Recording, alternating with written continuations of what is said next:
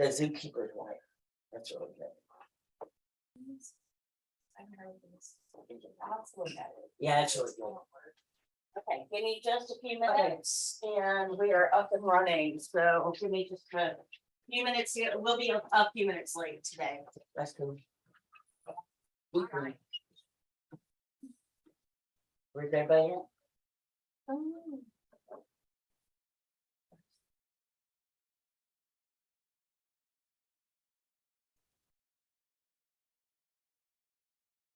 Did you apply for this house yet? Did you get a receipt?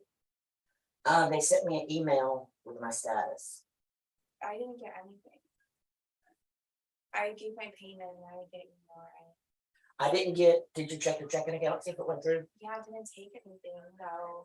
If you, did you like miss something and have to go back? No, my computer was updating, so I did it on my phone. I did too, but if it's, when I push submit, if it says you have to, you forgot your race. Oh, it didn't do that for me. No? It Okay. just literally went through, but it gave me nothing.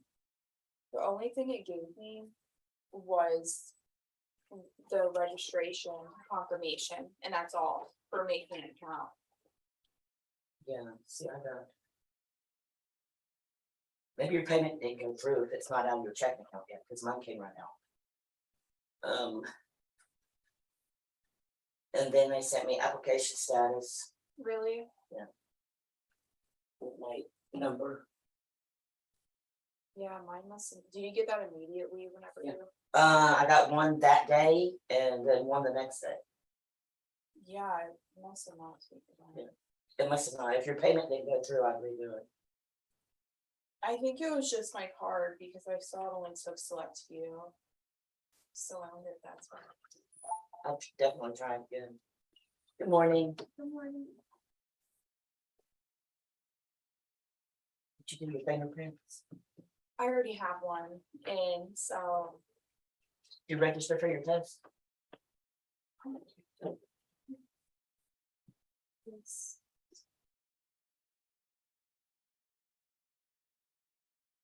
Yeah, I think it's my card.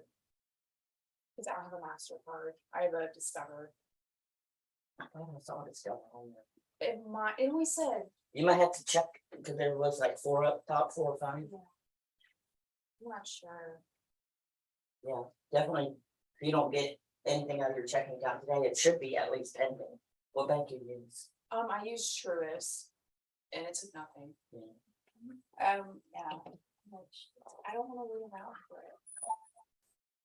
I'd do it again. I'm going to, I wanted to wait and ask people, cause I'm like, I pay 2 times, I'm really. Yeah, no, I got something that day. Yeah.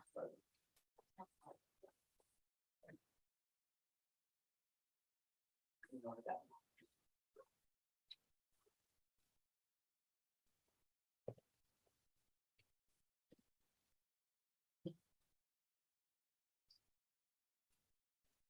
Because I have to like, I forgot my sections, but I have to redo it. But then I have to redo all my payment information. Really. I was like mad about it. Well, no one.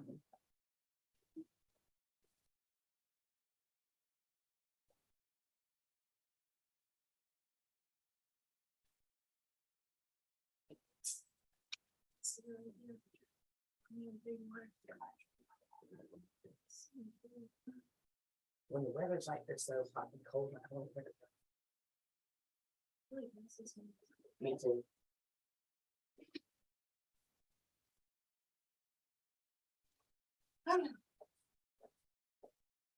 It's gonna be one of those days. Smile through it. Oh, yeah, That's it. that's all we do. Ain't it the truth though? Never let it see us fall. Or crap.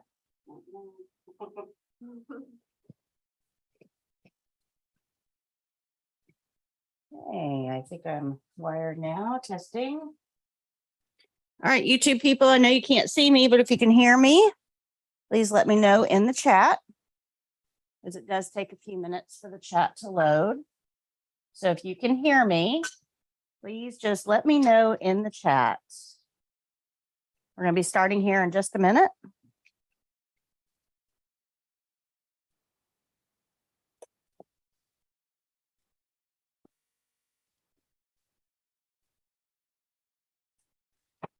All right, and we are live. Okay.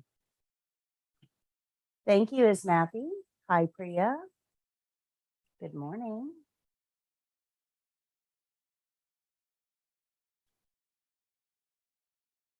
I think I got some of this tech down now.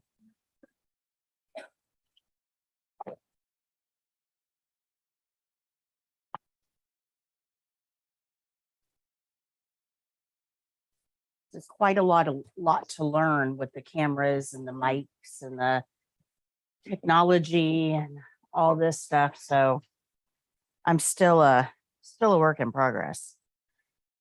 All right. So over the weekend, you guys had chapters 5 and 6.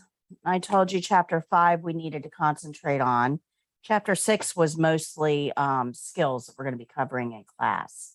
So how did you guys do on chapter 5 and 6? Any questions? Anything you want me to explain? No? There's one thing that I kind of want to go over a little bit with chapter 5, and that's the difference between dementia and Alzheimer's, because this gets people a little bit confused. So if I were to stand up here and say, I'm sick today, that just lets you know that I'm not like 100%, but you don't, what does sick mean? It could mean a headache. It could mean I'm nauseous. It could mean I have flu symptoms. It could mean my knee is bothering me, but I'm sick. It's just a very general term. Doesn't really mean anything other than something is wrong. Make sense? That's what dementia is. It's a very general term that just says the brain is sick. It doesn't tell us how it's sick or why it's sick or what kind of symptoms it has. It just means the brain is sick. That's what dementia means. Now, there's lots of things that can cause brain sick. Things like Alzheimer's. But you also have Jacobson-Crutchfield disease, Lewy body dementia, multi-infarct dementia, Parkinson's dementia. There's a lot of different types of dementia. Dementia is just a term that means brain sick. Okay. So those two things get confusing for students because we're most familiar with Alzheimer's. We think that all dementia is Alzheimer's, and it's actually not. It's the most common type now, but it's not the only type. Okay. All right. So Christy, how did you do on 5 and 6? Okay. Very good. Jane? Very good. Nicole? Okay. Do you have chapter 4 for me? Somehow I missed it.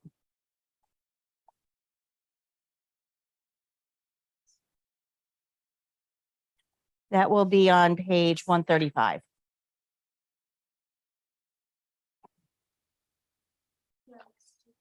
Okay, very good. Jamie? Novalee?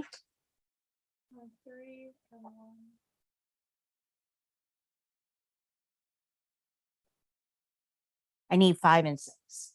Yeah, I missed 3 on the. Oh, 3. Okay, I'm sorry. I'm sorry. It's Monday. I'm not keeping up. All right, guys. All right. Any other questions on anything? No? Are the wrap-up emails that you guys are getting after each class helping you? Anybody look at any of those wrap-up emails? The wrap-up emails are, they're going to have links in there for everything that we covered in class, as well as a class replay link as well. So if you need to review any of the information we covered in class, it's there for you. I went this weekend to Orlando to a conference called PodFest. And it's for podcasters, but they had a video component too. And I met with a lot of vendors. And there's a new program that I may be using that will actually help simplify this because it's going to let me live stream out to multiple platforms. Right now, we're just on YouTube. I'm live streaming this to YouTube, but this would let me live stream to lots of places like Facebook. So it would make it really easy for you guys to go back and review because it would actually be on your Facebook feed. So we're looking at that. I'm not real sure that I'm going to implement it, but we're looking at it. But something I am going to implement that you guys are going to like and is going to be really helpful for you is we are, and I should be starting this before you guys test, but you have a practice test in your white book on page 142. Now, I usually don't tell you that until the end of the program. Good morning, because I don't want you to go take that practice test before I'm done with you, right? So you do have a practice test in your white book on page 142, very similar to the state exam. And you have one on my main website too, and that's going to be in one of the wrap-up emails toward the end of the program. So you've got a couple of places that you can practice the written questions. Plus you have these chapter quizzes. And if you have taken advantage of the online program, there's hundreds of questions in there too. The eBook that I told you guys to download on the first day is all about the written test. So we got a lot of stuff out there for you, but I'm going to make it fun. So I found this program that I'm actually going to be signing up for tomorrow. I meet with the developer tomorrow, and it's really cool because it's on YouTube. So like you would go to YouTube on your phone or whatever, wherever. And it's a live show, just like what you have here. It's a live stream. And I'm going to say a question out loud, and it's going to be on the screen with 4 choices. And you are going to type in your choice in the chat.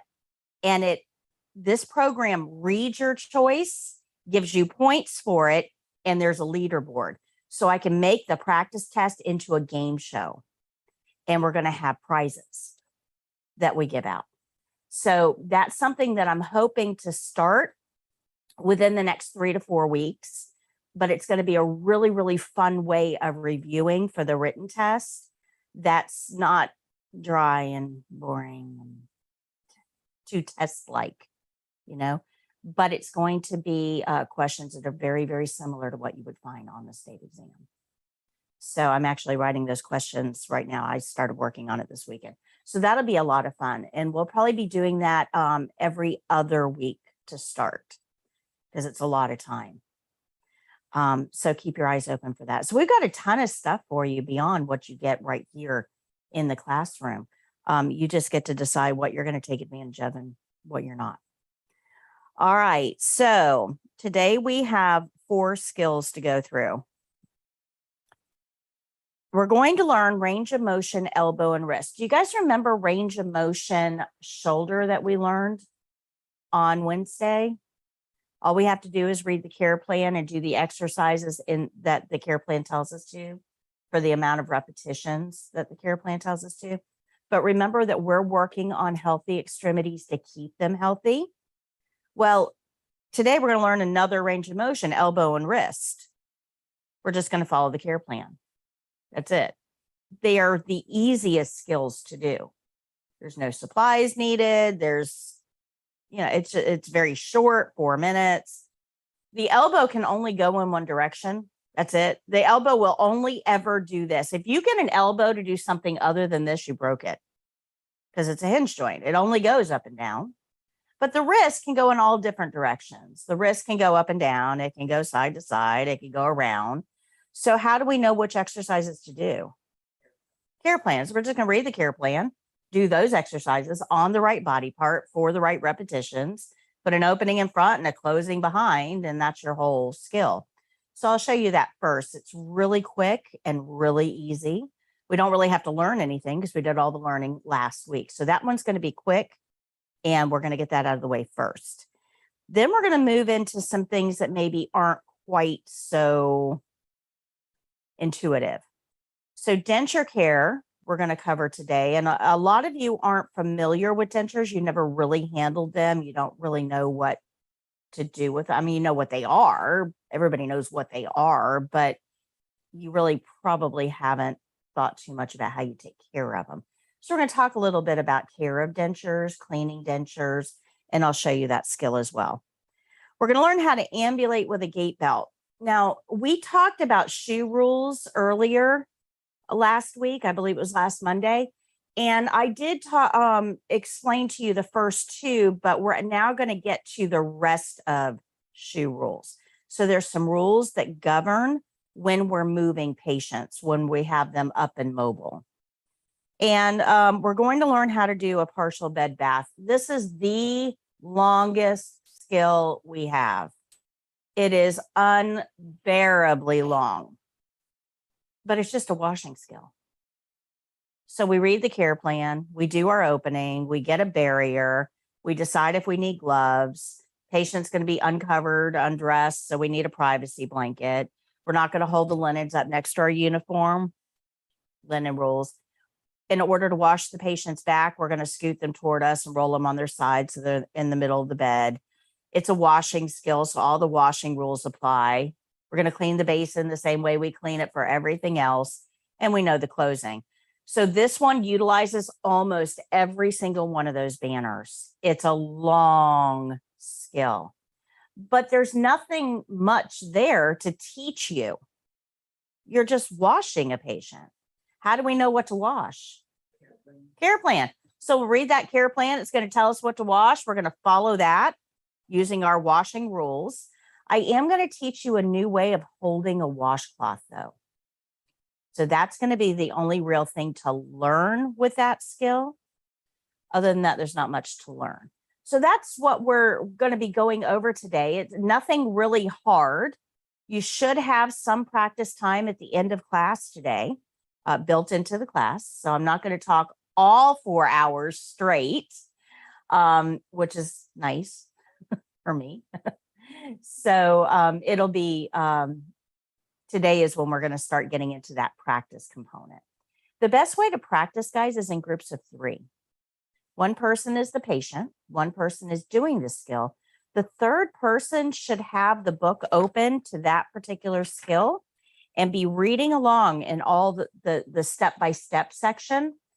That way, when the person's doing it, the moderator or the evaluator can say, hold on, before you do that step, it says here, you've got to put the privacy blanket on, or, hey, you forgot to do this. So that third person becomes a prompter or an evaluator so that you can make sure that you're always doing the skill right. If you only have 2 people to practice, then the patient becomes the evaluator. The patient should have the book. Okay, does that make sense? That's the best way to practice. And all of you should take a turn being a patient for every skill, because you're going to be a patient for the test. And you kind of need to know what to expect. Okay, good? Questions? All right, let's go to page 55 in your white book.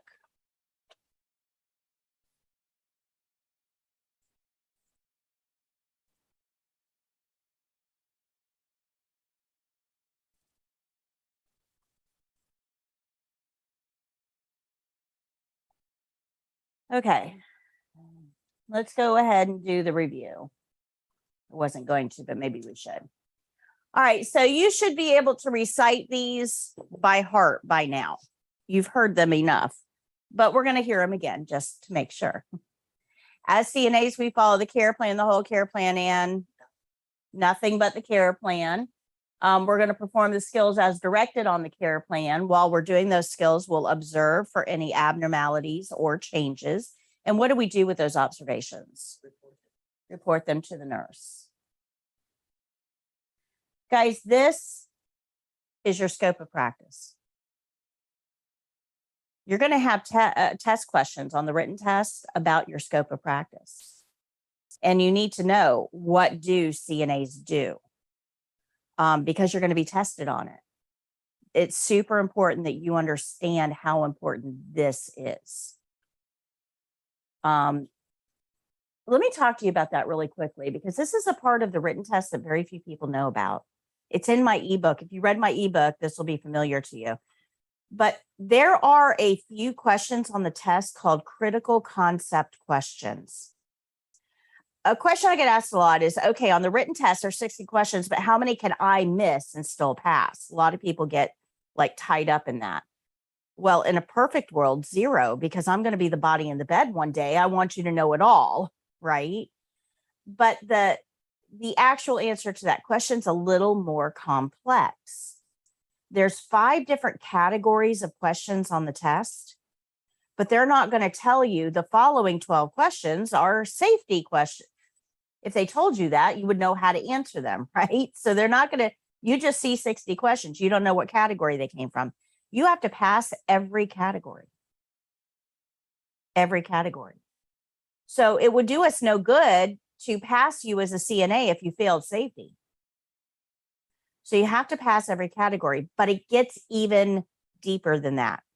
There are a few questions on the state exam that are critical concept questions. And what this means is if you answer this with a specific wrong answer, so it's not bad enough that you missed the question, it's you chose the really wrong answer, it's an automatic fail for the test. And every test has 1 or 2 critical concept questions. Now, these answers are things that put the patient's life in immediate jeopardy. So we talked about fire safety. You guys remember talking about fire safety, right? RACE. Fire safety is usually a critical concept question. So if you had a question, you see a small fire burning in a trash can beside a patient's bed, what is your first action? Remove, alarm, contain, or extinguish. If you chose remove, you got it right. If you chose alarm or contain, you got it wrong. If you chose extinguish, you failed the test. Because what they know is if you're trying to extinguish a fire in a trash can right next to the patient's bed where they are, and you didn't rescue that patient first, if you didn't remove them from the area, you are likely, right? Because that fire extinguisher is under pressure. You put that hose down inside a trash can and squeeze, what happens? Oh yeah, everything comes out. And we now have put our patient in immediate jeopardy. Does that make sense? Okay. Another critical concept question can be related to the care plan, because that's where we get all of our instructions. If you're not following the care plan, you're not being a nursing assistant. You're now out operating as a nurse. Does that make sense? So critical care questions will revolve usually around patient safety items and the care plan. Those are 2 super important topics that you understand. And that's why we spend a lot of time talking about this, because it's so incredibly important. Now, once we know what we're going to do and we're going to start the skill, we always start with the opening, and every opening starts with a knock. Okay. We're going to identify our patient by name and identify ourselves by name and title. Very good. We have to describe the skill. Why do we have to do that? Why do we have to describe the skill to the patient? Patient's rights. Yeah, patient's rights. We got to get consent. Yeah, they got to be on board. Absolutely. And by the way, if they're not able to give consent, we would have instructions for that in the care plan, right? That's why that care plan is so important. The nurse thinks of everything, puts it on the care plan, tells you what to do. Remember that CNAs do normal, right? You do routine tasks on stable patients. Keep that in mind. In fact, let me stop there for just a second. I got to tell you about this. So on one of the Facebook groups, CNA Facebook groups this weekend, there was a post that it's a CNA that works in ICU. Cool. And they don't do a whole lot in ICU because the nurses generally perform most of the bedside care. Because remember, CNAs do routine tasks on stable patients. Our patients in ICU, by their very definition, are not stable.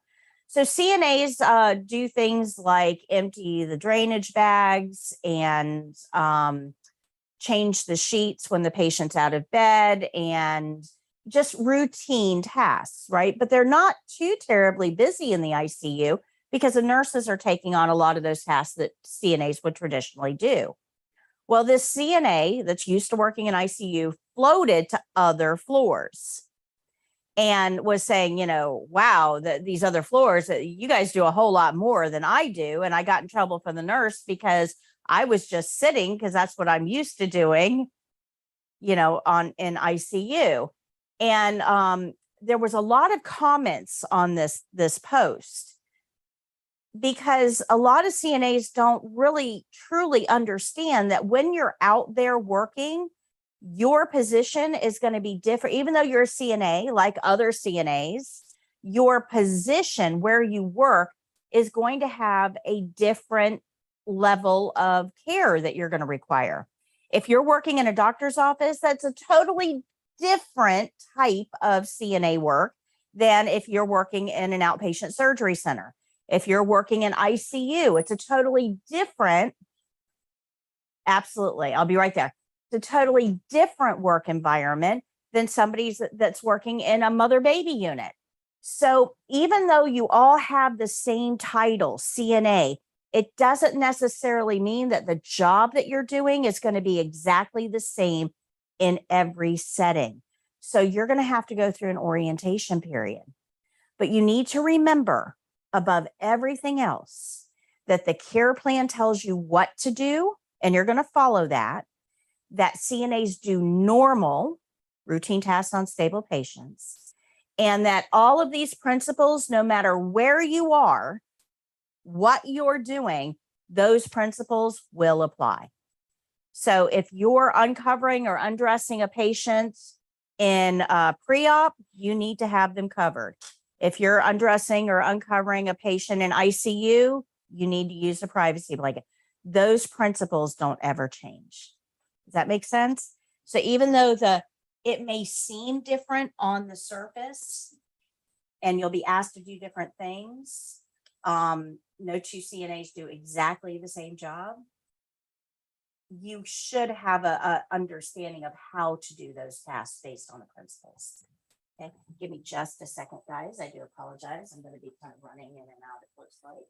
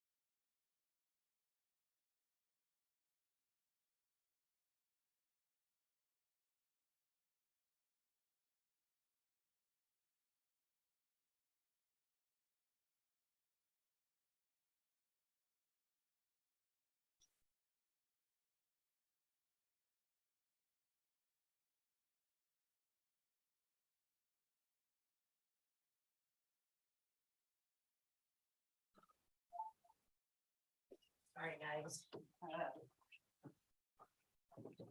Tech is not my friend. At all.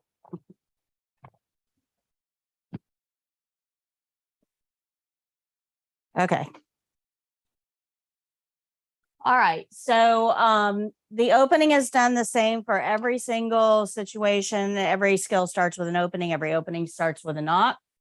We're going to get consent. Once we get consent, we'll close that curtain, wash our hands, and gather our supplies. Why do we have to wash our hands after we close the curtain?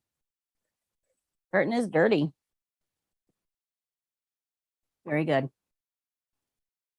All right. If you need supplies, you need a barrier because you have to have a clean place to put those supplies. It's the first thing that we're going to get. Very first thing we're going to get. We don't let the supplies touch our uniform. Let's see here. We have to decide whether we need gloves. And there's 3 rules that we're going to use. We're going to ask ourselves, am I going to touch anything ooey gooey, personal skin, or non-intact skin? If the answer is yes, do I need gloves? If the answer is maybe, do I need gloves? If the answer is no, do I need gloves? The first thing your glove should touch is and you have to be aware of what your dirty gloves are touching. And then you got to remove those soiled gloves properly. When you're removing gloves, dirty glove can touch dirty glove. It cannot touch skin. They are grading you on that.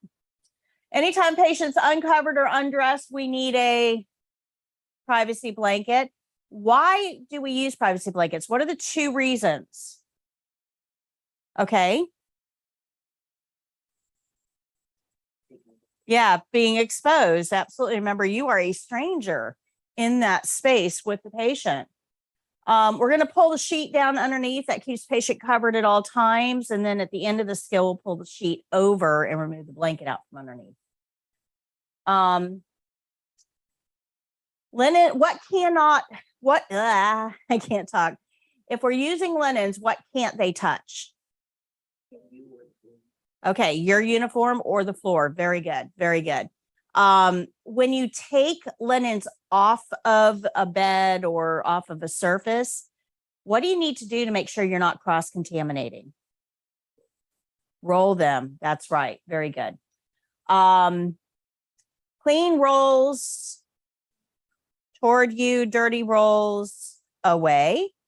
All right. And what do you do with anything that you don't use? Yeah, you're going to put it in dirty linen. You can't leave it for later. Patients always need to be in the middle of the bed, center of the bed. Yep. When you turn a patient, do you turn them toward you or away from you? Away. Always remain behind the patient's behind. Yep. The biggest thing here is to remember that patients must always be in the center of the bed, and you won't always have side rails to keep them there. We shouldn't rely on side rails for that anyway, because they can fail. Basins are what can't we put in basins? So why?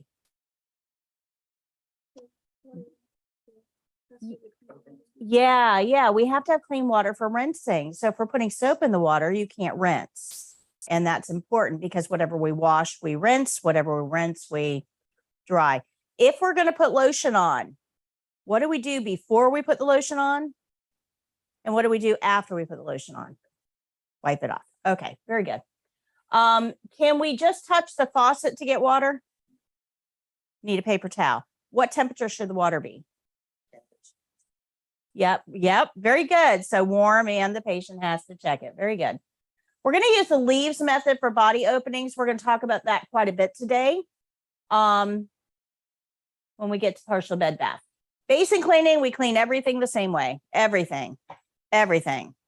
Doesn't matter whether it's wash basin, emesis basin, triangular graduate container, bedpan, doesn't matter. It all gets washed the same way. And for the test, that means rinse, dry, store. No disinfecting, but the process is set up so that we can disinfect if we need to. So we're going to dump it, rinse it, and set it down. That's when you would spray it if you need to.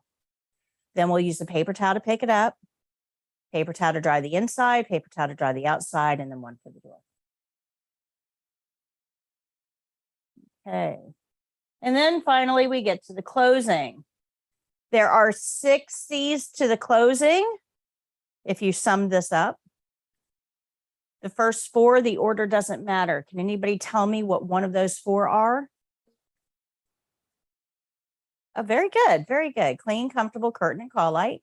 Once you've done all of those things, what's the next step? You touched everything in the patient's environment. What are you going to do? Clean your hands and then chart if necessary. Well, open the curtain, then wash your hands. Right. Yep. That was one of the C's. So comfort, curtain, call light, clean. Oh, curtain. Okay. Yep. Yeah. And then clean your hands and then chart if necessary.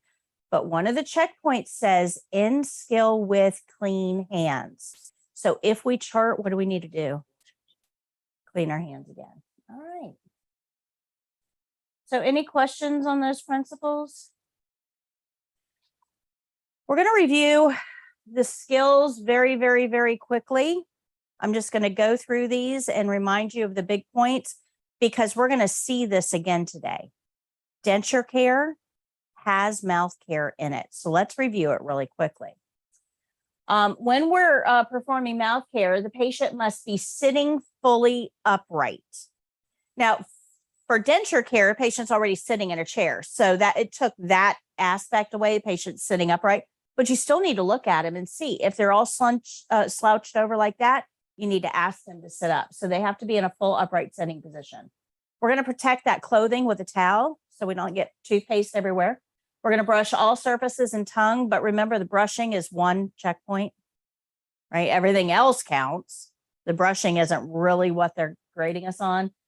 You're going to wet the toothbrush before applying the toothpaste. That's important. You're going to allow the patient to rinse and spit and leave the patient's mouth and clothing dry. When we're dressing a resident, we want to ask the patient about their clothing preference. You want to get their clothing before we undress them. That minimizes exposure. That's a checkpoint. Isn't that crazy? All these little things are checkpoints. Why do you think that would be a checkpoint? Getting your clothing before you undress the patient. It's less time they're expending. Okay, so it's to enhance patient comfort. So is it really a little nitpicky checkpoint, or do you think it matters in real life? Yeah. We're always going to lift from below with a flat palm. We're going to support joints as we move them. What does USA stand for? Undress strong arm first. Okay, undress strong arm first. We dress the weak arm first. We don't want to overextend or force movement. Remember, don't break the ankle. We want to adjust the clothing so that it's neat and fastened appropriately. We're going to dispose of items in the hamper, and we have to put the call light in which hand. This patient has a weak hand, so which arm? Yes. Yep. Very good. All right, for pulse, we're always going to support the wrist. It's always reported over 1 minute, but how long we count is going to depend on the care plan. So it's always reported over a minute, but we don't always have to count over a minute. Sometimes we can count for that 15 seconds and multiply that by 4 to get our minute reading. Normal is what is normal? 60 and 100 for pulse. Respirations is 12 to 20. We don't want to use your thumb to take a pulse. Why is that? Yeah, it has a pulse. Radial pulse is located on the thumb side, at the top of the thumb side of the wrist near the bone. And for the test, we're going to say start and stop out loud so that the evaluators know when to count with us. And for Florida, we get 2 evaluators. Aren't we lucky? So you get to count with each one. Hand and nail care. Guys, we've gone through half of the skills now. Really wasn't that bad, right? Hand and nail care. We're going to support the wrist and arm at all times. Are you kind of catching this support thing? Right? It's on every checklist. Don't just like grab an arm and move it. We want to support it. We're going to soak the hand in water. Whatever we wash, we rinse. Whatever we rinse, we dry. We're going to place a hand on the towel. Why would that be important? Doesn't slip. Okay, so it doesn't slip. What about patient comfort? Might be a little more comfortable to rest on a towel than a hard surface. It also kind of elevates the hand a little so you can get to those nails. We want to use the beveled edge of the orange stick or the slanted edge to clean under the nails. And what are we going to do in between each nail? Yeah, wipe it off. We're going to use the emery board to file in one direction toward the center. Why is that important? Brittle nails. Brittle nails. And then we're going to apply lotion last. And when we apply lotion, we warm it up first, and then we wipe off the excess. Make an occupied bed. We want the patient on their side in the middle of the bed when we're changing the bottom sheet. That means that they take up less space, less footprint. We have more area to remove the sheet. But when we do that, which way does the patient have to face? Toward us or away from us? Away from us. Clean rolls toward me, dirty rolls away. You're going to remain behind the patient's behind. And we want to be careful not to have any wrinkles. Why are wrinkles a problem? Bed sores, that's right. Remember, 2 minutes is all it took for our skin to get imprinted and we're healthy. Imagine how little time it would take for somebody who is bedbound, maybe has decreased protein intake, has bony areas that are pressing down into the skin. Doesn't take long at all for bed sores to form, so we have to be very, very aware of that. We're going to make hospital corners. We're going to loosen the sheet over the toes. That way it doesn't bend those toes down. And we want to replace the pillowcase with the opening facing away from the door. A lot of people walking up and down that hallway, a lot of germs. Those germs come in on air currents. We don't want those germs to come in and settle on the pillow. Pillows are warm, moist, dark under the pillowcase. Not a good thing. So when you put the pillowcase so it's facing away from the door, there's less opportunity for those air currents to get inside the pillow. They don't make you do the envelope fold anymore. We used to have to do that, where you actually folded the end of the pillowcase over the pillow and tucked it. And it's like this whole procedure. You don't have to do that. Just make sure the pillowcase is facing away from the door. Okay. But wait, there's more. Look how much you guys have learned. Respirations are always reported over 1 minute. Normal is between 12 and 20. Why can't you tell the patient that we're counting their breathing or their respirations? It does. It makes you aware of it, and you'll either hold your breath or you'll start breathing fast. Either way, it's not accurate. We want to say start and stop so that the evaluators count with us. And remember that one full cycle is both in and out. So it doesn't matter whether you count on the inhale, whether you count on the plateau, or count on the exhale. That whole thing counts as one. So it doesn't matter where you're, what part of this cycle you're counting. The whole thing counts as one. And we have to remember to document that one. Sideline position. You always want to scoot the patient towards you, roll them away. The furthest arm goes up, closest arm crosses, closest knee bends, furthest knee angles. You get them in the right position before you turn them, makes it super, super easy. Remember, they always get rolled away from you so that they're in the middle of the bed. If you get a patient that's a little bit larger, you scoot them towards you and you roll them and you see that they're pretty close to the edge, do not ignore that. The evaluators are not ignoring that. They see it. So if you have to get them back on their back and scoot them closer to you before they turn again, do that. Don't leave them in an unsafe position thinking the evaluator won't see it. Okay. We're going to use some pillows to prop them there. So one behind the back, one in between the legs, one under the top arm, and don't forget to adjust the one under the neck as well. And we also learned foot care. Foot care is just like hand and nail care, a little bit lower and nothing with the nails. So we're going to get water, let the patient check it. We're going to check it. We're going to do all this on the floor. So the barrier's on the floor, put the foot in the basin to soak, take it out to wash, put it back into rinse, take it out to dry. But remember that that needs to be on a towel when you take it out of the basin. What's the whole reason we're doing this? Yeah, looking at the foot. So during the test, you need to say something like, I'm looking at the foot. And it can be that obvious. I'm looking at the foot. That's fine, but you need to let those evaluators know that you understand why you're there. Okay. Remember, no bare feet on the floor. That just kind of makes sense. You're going to put the shoe and sock back on that they wore. We don't have clean socks, but make sure when you put those socks on that they're not overly wrinkled. Those wrinkles contribute to bed sores. We learned how to help somebody with a bedpan. We're going to put the chucks under the patient and then the bedpan. Luckily for us, this patient can move as directed. We can ask them, lift your hips up, makes life so much easier. But if they can't in a clinical setting, you would roll them on their side, put the bedpan up against the bottom and roll them back onto the bedpan. But when they're done with that bedpan, hold it flat because when they roll off of it, it's going to want to tip. So you really kind of have to work with that a little bit more. Okay. We're going to elevate the head of the bed. Remember, that's the most important step here. We can't really use a bedpan laying flat. Very, very difficult. So we're going to elevate the head of the bed. We're going to give the patient the call light and the toilet paper and wait till they're done. And then we'll put the head of the bed back down. When you take the bedpan out, take the chucks at the same time and wrap it. That way you're not carrying an open container of urine through a room. If you trip and that urine isn't covered, you're going face first. You need a cover. We want to clean and store the bedpan like we store everything else before removing our gloves. Remember, you don't want to touch that bedpan without gloves.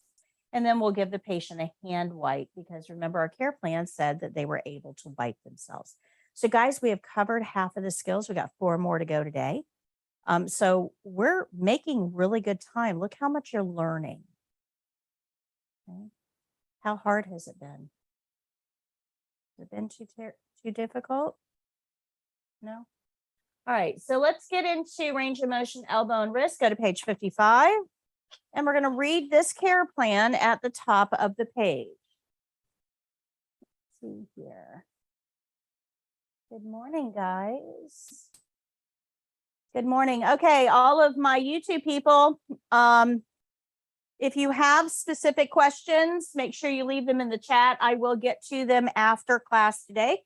So stick around until 1 o'clock and I'll go over all of your questions with you as well. Maybe a little bit before, depending. But go ahead and type your questions in the chat. All right, so our care plan at the top, page 55, tells us to provide the following range of motion exercise to the resident's right elbow and right wrist. Flexion, extension. Provide 3 repetitions of each exercise. The resident is not able to help with the exercises. So if you look at the bottom of the page down here, you'll see that this should take somebody with your level of experience 4 minutes or less. It's okay to be less. It's also okay to be more. So let me explain to you skills timing. So go to page 56 real quick. Just flip the page over. And let's talk about skills timing.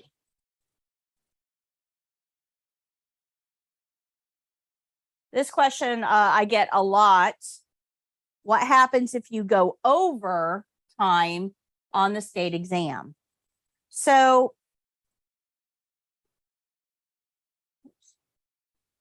doesn't want to, okay. So right here is provide passive range of motion to elbow and wrist, right there in the middle. And if we were going to perform this skill, this is the checklist that we would be graded on. Everybody good so far? Okay. So the test is telling you that you should be able to perform this skill in 4 minutes or less, but nobody's standing there with a stopwatch to time each individual skill. Doesn't work like that for the state exam. You're going to get a total amount of time for the entire test. So the way that they figure this out, and we're just going to use this care plan set to figure this out together. On page 56, in the middle of the first column, you'll see a graph. This is how much time Prometric has allotted for each one of these skills. So let's say that we get skill set 8, this one right here. Prometric is going to take the amount of time for skill 1, so that's feeding a resident. Look in that graph there in the column on first column on page 56. How much time are they giving you for feeding a resident? 9 minutes. All right. And then perform passive range of motion to the elbow and wrist. How much time are they giving us for that? 4 minutes. So 9 plus 4 is 13. So far we have 13. Assisting a resident needing to use a bedpan. How much time? 10 minutes. So 13 plus 10 is 23. So far, these 3 skills, they're giving us 23 minutes to do. But wait, there's more. They're also going to give us 3 minutes for hand washing. So your hand washing doesn't even count in the skill time. They're giving you an additional 3 minutes for that. So now we're at 26 minutes. Okay. They're also going to give you another 5 minutes for what we call transition time or thinking time. So this is when you're reading your care plan, you're going from skill 1 to skill 2, you're trying to think about your supplies, you're getting ready to start. So this transition time gives you another 5 minutes. So now we're at 31 minutes to do these 3 skills. So it's very, very generous on timing.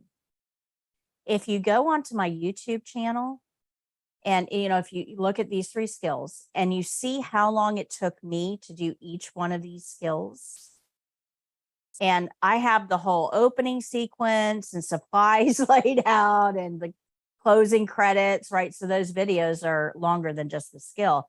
You'll see that these 3 skills you can do and probably all together, even with hand washing and everything, in less than 25 minutes. I mean, they're really quick.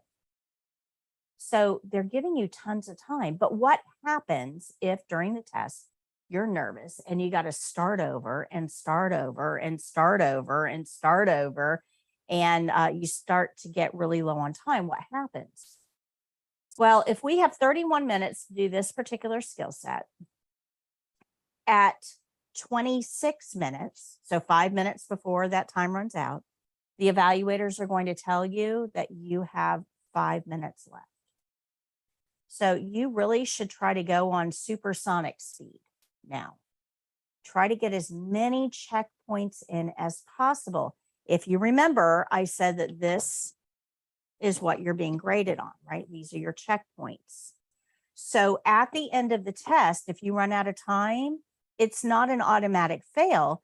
They're just going to look at the checkpoints you did not get to. If you remember me saying last week that 1/3 of all of these are the closing.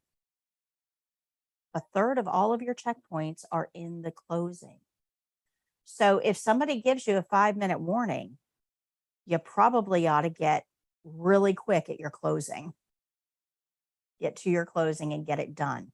That way you can get these checkpoints. Does that make sense? Now, the problem is that the closing is way at the end of every single skill, and you're focusing on how you start the skill and how you do the skill. So students don't really pay a whole lot of attention to how you end the skill. And you tend to take a whole lot more time to do the closing because you're not as familiar with it. This is something you can practice at home. Get familiar with your closings. Get good at your closing so that you can close like that and get those points. Okay? The best piece of advice I can give you. So that's skills timing.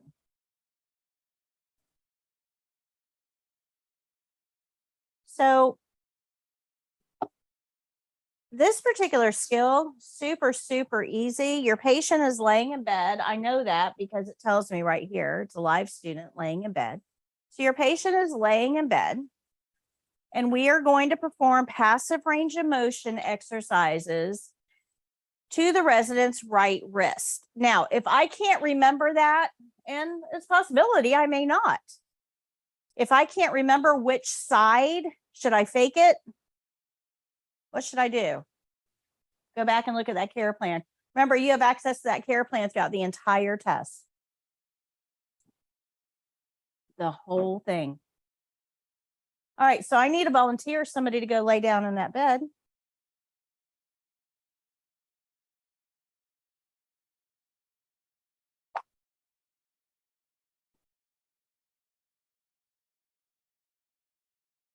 I'm just going to turn the camera here.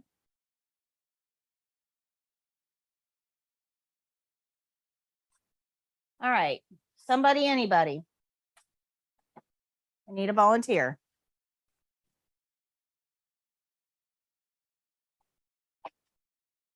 Come on over.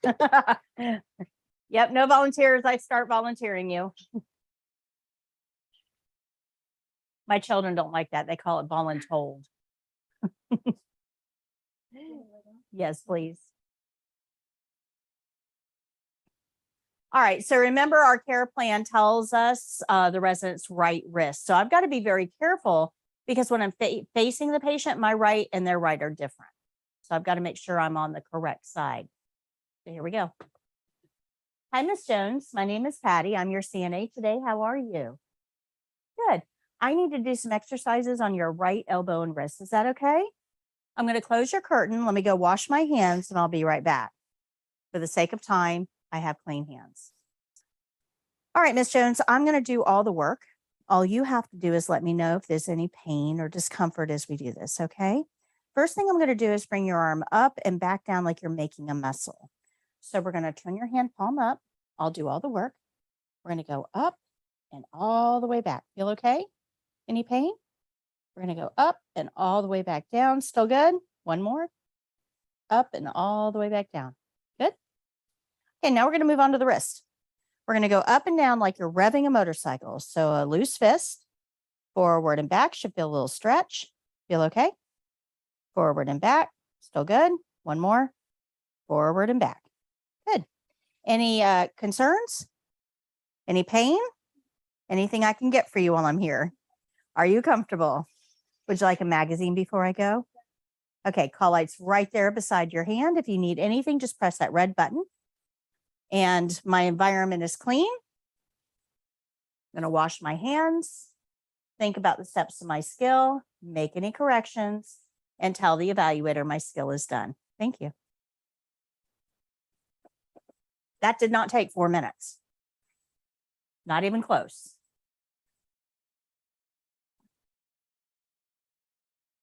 Wrong way. So that whole skill is done.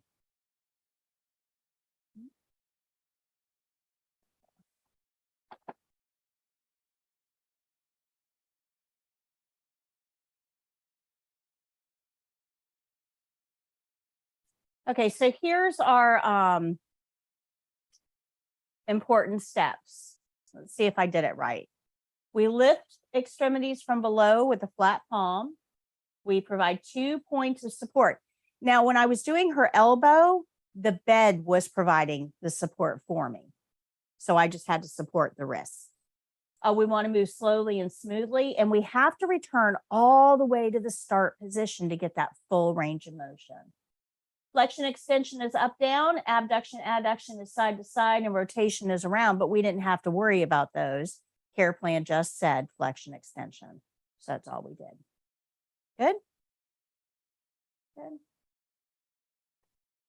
All right, so now we're moving on to providing mouth care to a resident who has dentures. So in your skills books, go to page 68 for me.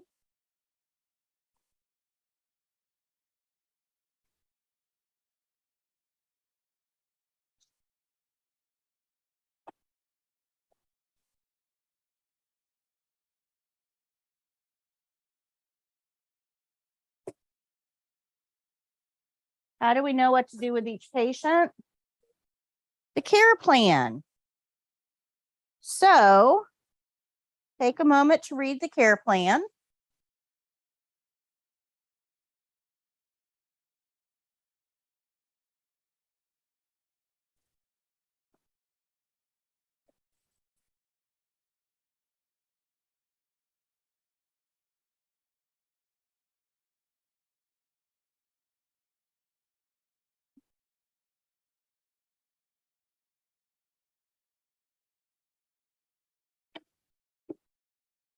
Okay, for those of you who are at home and don't have the book and can't read it off of here, let me read this to you. This says a resident with dentures is sitting at an overbed table with their dentures in a denture cup. So similar to what you see right here. The resident's denture needs to be brushed with toothpaste and the resident needs mouth care. Their denture is stored in a denture cup after cleaning. The resident is not able to provide their own mouth or denture care. So a couple things about this. If a patient can take care of their own dentures, they're going to. Amber alert. Oh. If they can take care of their own dentures, they're going to, because dentures are exceedingly expensive. And they can't trust that you're not going to break them. I mean, it really is that simple. So if somebody can take care of their own dentures, they will. But if they can't, well, then we got to do a good job at this. And we've got to do it in a way that we're not going to break the dentures while we're caring for them. So we need to learn a little bit about what dentures are, how they're used, what our responsibility is. There's some things we have to go over here. So dentures are usually stored in a denture cup in water for the most part. Dentures, the material that they're made out of, if it dries out, it becomes brittle and is more likely to break. So for the most part, unless you're told otherwise, dentures need to be stored in water. Now, most of the time, dentures are going to be cleaned by putting them in a cup of clean water, cool water. Don't use hot water for dentures. That just makes the protein particles stickier and harder to get off. So we want to use cool water. Usually we put them in cool, clean water, drop the fizzy tablets in there and they fizz and they clean. And then we just rinse them off in the morning and hand them to the patient. We like that kind of denture care. And that's actually what's preferred by the people that make the dentures, because toothpaste is abrasive. And this material is not the same as your teeth. So when you brush dentures with toothpaste, abrasive toothpaste, it can cause little micro cracks to form. So we're going to go by our care plan. This particular care plan tells us to use toothpaste. Okay, no problem. We can do that. But we need to understand that not all care plans are going to tell us to use toothpaste on dentures. So anytime that we're handling dentures, we need gloves. Don't pick up dentures without gloves. Pretty high on the ooey gooey meter, right? Okay. There's a couple of different types of dentures. This one is the one that most of you are most familiar with. These are called full plates. This is a full plate. So it has all of the teeth have been replaced. And this is a top piece, or top piece. It has a place for the palate. So this would actually fit in to the patient's mouth just like this. Okay. But this isn't the only kind of denture. We also have partials. If somebody has teeth that are still healthy, we're not going to pull healthy teeth. We're just going to pull the teeth that need to be pulled and leave gaps for the ones that remain. So this is a partial.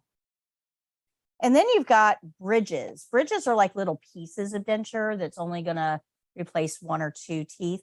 Sometimes bridges are put in permanently now, like there's a post there and they just like attach to the post and they don't come out.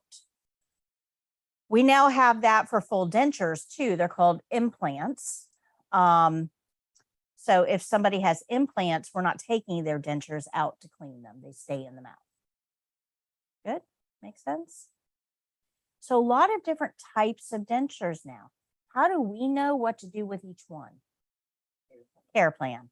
It's that simple. You don't need to know if the patient has a full, a partial, implants. You're just going to do what the care plan tells you to do. It's up to the nurse to do the assessment to figure out what the patient has. Good? Dentures always need to be stored in cool, clean water. But when we take this over to the sink and we dump the water out and we rinse it out, and we clean the dentures and we put more water in here and put the dentures in here, the outside of this cup is going to get wet. If I bring this over and put it on furniture and it's a wet cup, what's going to happen to this furniture? Yeah, it's going to get wet. And over time, it's probably going to discolor or warp. So when we're working with wet things, it's always a good idea to put a coaster underneath, like a paper towel. Okay. Good. All right. So in order to clean dentures, we need two new supplies. These are things that you probably aren't familiar with. This one is a denture brush. It's two-sided. It's a denture brush. It kind of looks like a toothbrush, though, right? This end, the narrow end, fits in the channel or the groove part of the dentures because it's smaller and it's tapered. So it's going to allow you to get into that groove really well. This end looks like a toothbrush, so we're going to use it on the teeth part of the dentures. So it's two-sided to make it a little bit easier to clean those smaller areas. Now, please be aware that dentures are often held in with denture paste. Denture paste is stringy, gummy, sticky. You may have to work at it a little bit, and rinse your denture brush off frequently to get that gooey, sticky denture paste out. Okay. Now this is called a toothette, also known as an oral swab. You'll hear them both ways. This is a solid surface, but it's spongy, soft. You're going to use this like a toothbrush. Dip it in water, put some toothpaste on it, and we're going to use this on the patient's gums. Because it's a solid surface. Remember I said that denture paste is stringy and gooey and sticky? Well, we have to get that off of the gums. And when we're at the sink using a brush, well, we can rinse that brush out a lot because we're at the sink with running water, makes it really easy. But when we're over here, we don't have running water. And if we're using a brush and that brush gets all that gummy, sticky stuff in it, it's going to be hard to clean with. So that's why we use this. It provides 4 separate, unique surfaces to clean with. So you can swipe the gum, turn it a little bit, and get a new cleaning surface. Swipe another gum, turn it a little bit, get another cleaning surface. This helps you get that denture paste off very easily. And then you just throw this away. This is disposable. This, like a toothbrush, is going to be reusable. Good. You guys can take a look at those and pass them around. So when we are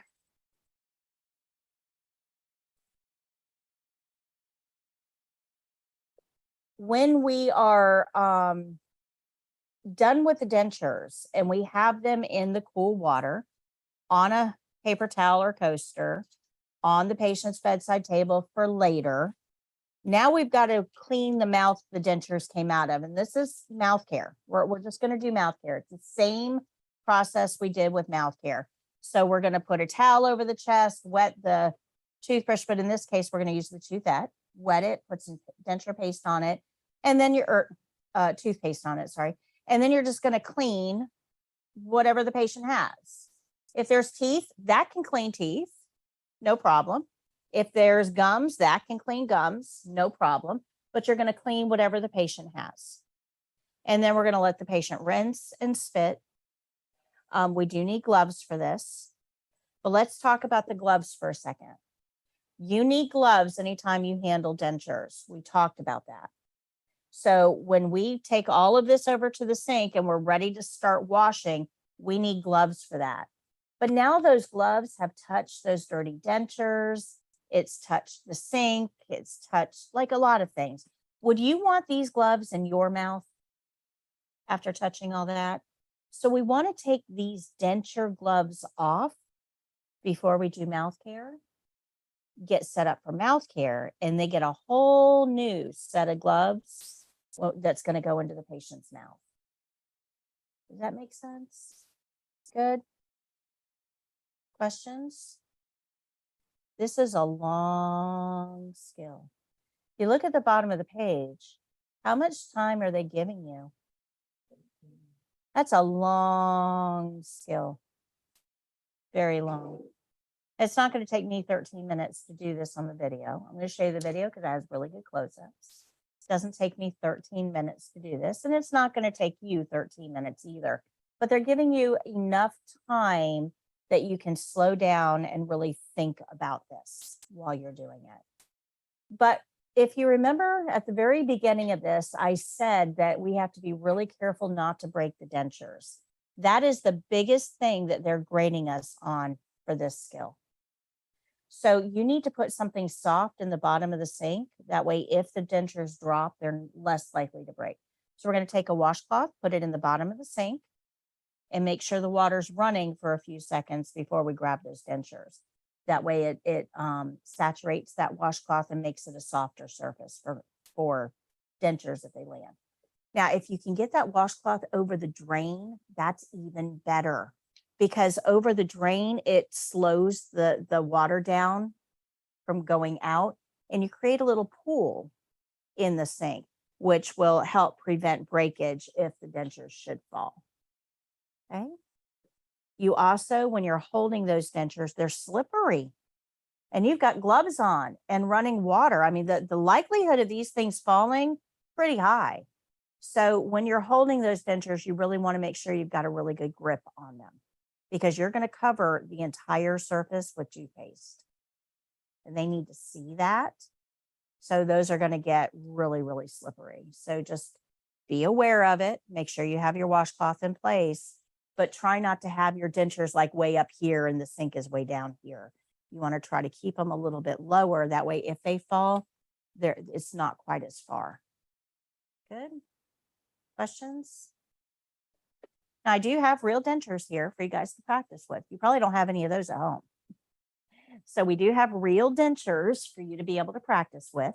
And this is one skill that I would absolutely recommend that you practice while you're in class. One of the things that I'm working on is, did I tell you guys about the practice kits? Have I talked to you guys about the practice kits? We have a practice kit. I need to bring one in here. We have a practice kit that has everything you need to practice these skills at home. It has a wash basin, an emesis basin, a bedpan, a urine bag, a triangular graduate container, a gate belt. I mean, everything you need to practice all of the skills. And we already sell those. You can get one next door. If you come in here and practice, it's free. It's all the stuff that's in here. But one of the things that I'm going to be selling very, very shortly is a deluxe practice kit. And that's going to have dentures in it for you guys to practice denture care. And it will also have a bath blanket. So those are some new things that, and a catheter so you can see how they attach. So those are some new things that we have coming up here shortly as well. But I actually have my mom making dentures. So that's who's making the dentures for me, is my mom.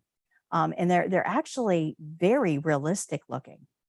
You can't like really use, they're not like real dentures, but they're very realistic looking. So if you can't come in here and practice with the dentures that we have, you might want to consider grabbing that kit just so you've got something to practice with. In October, this is really easy because I just tell everybody to go to, the Halloween store and go get a, fake vampire teeth and use those to practice with.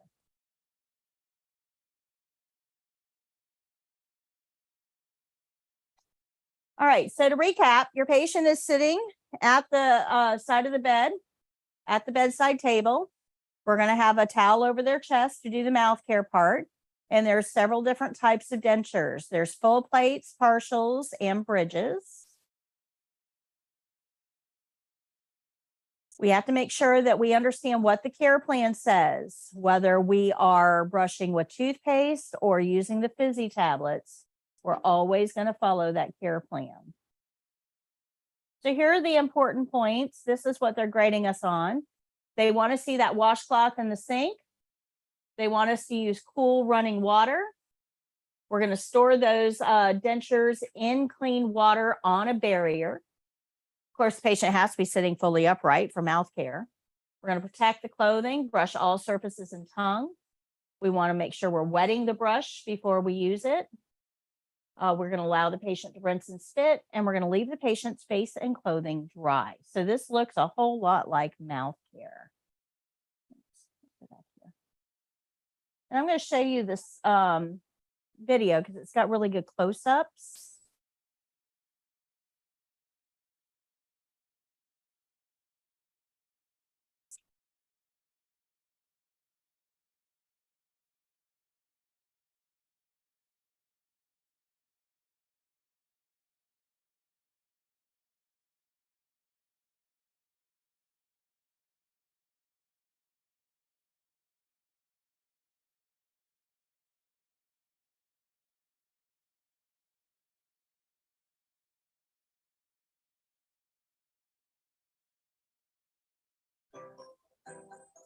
So if you see, this one is 8 minutes long, and that's with everything. You've got 13 minutes. So way more time than you actually need.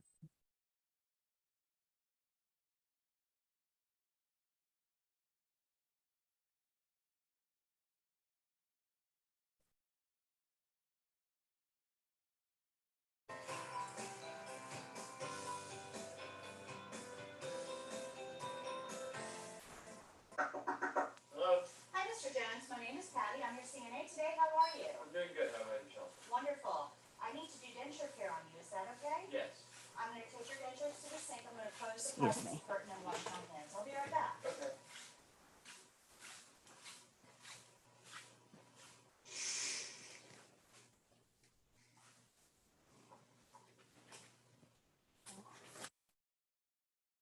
Okay, Mr. Jones. I'm going to place a barrier on the table so we have a clean area to place clean supplies. And then I'll gather the supplies in.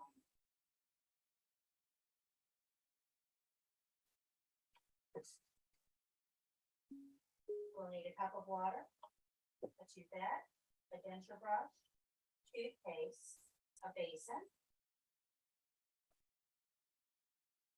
a washcloth and a towel, and 2 sets of gloves.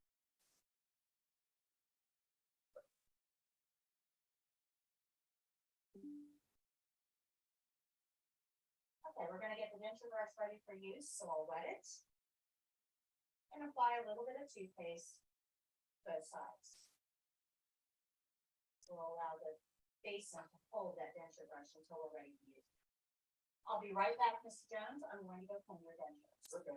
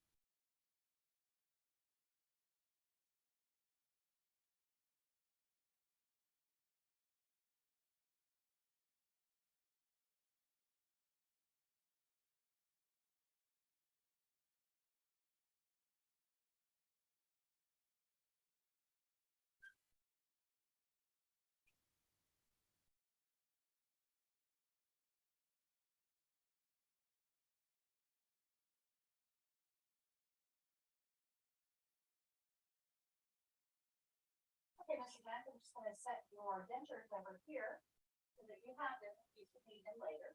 Okay. I'll place the denture brush on the barrier and now we'll remove these gloves.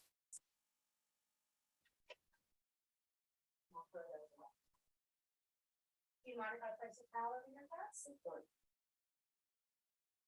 Just to help keep your clothing clean.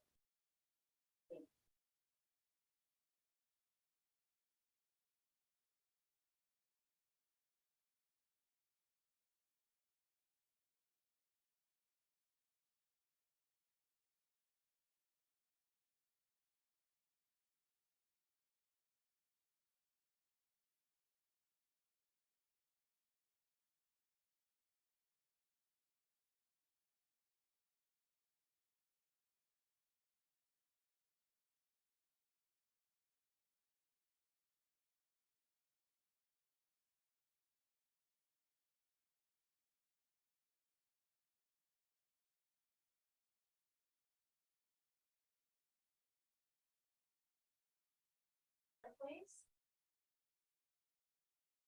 Thank you very much. I'm going to throw the tooth out away. And would you like to rinse?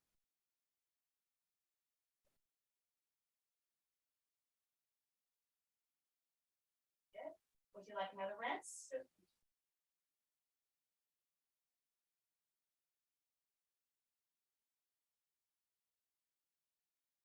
Another rinse? Okay. I'm going to remove your towel and we'll place this in dirty linen.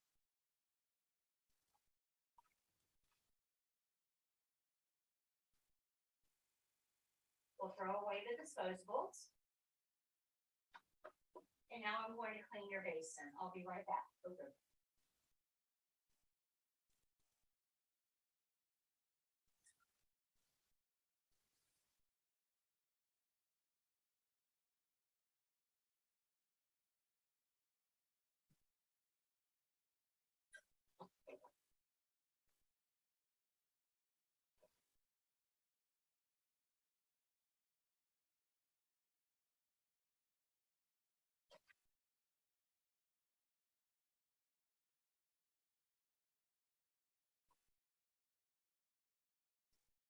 Place the denture brush and the toothpaste in the basin and open the door with a paper towel.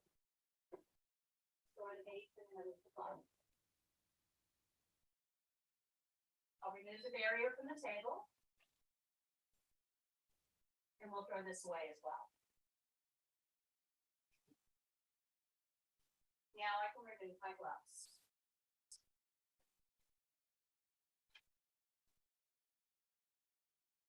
Mr. Jones, are you comfortable? Yes, sir. Can I get you a magazine? Nothing. Is there anything else that you need? Nothing. Your call light's right there. If you should need anything, just let me know. I'm going to open your curtain and go wash my hands.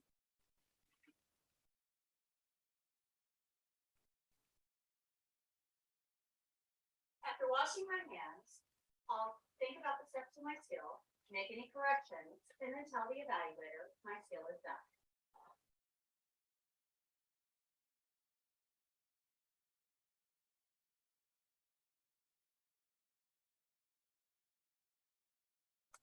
All right.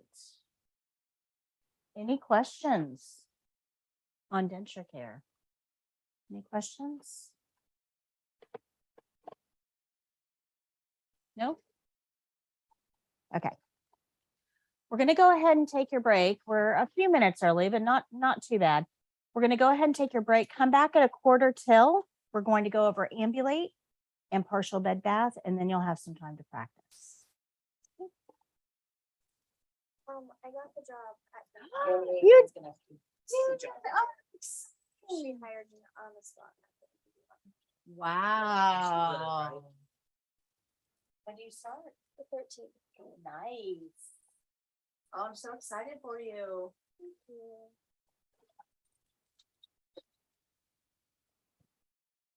You're gonna be great. Fantastic.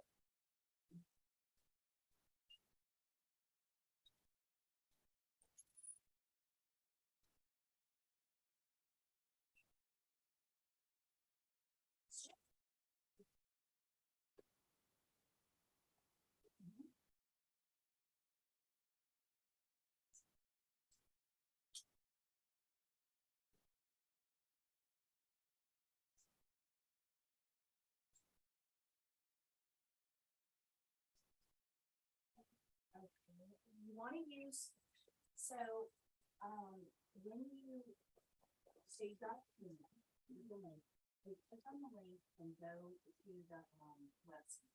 Do you remember your sign in information? Just sign in and it should reactivate.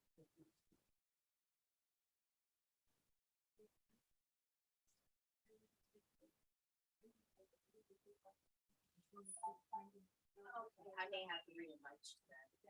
Hold on one second.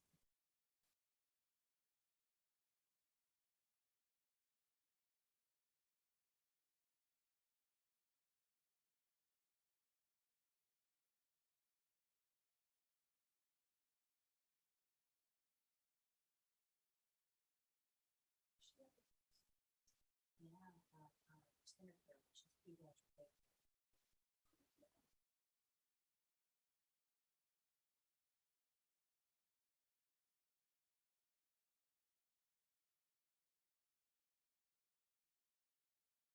And there's other opportunities.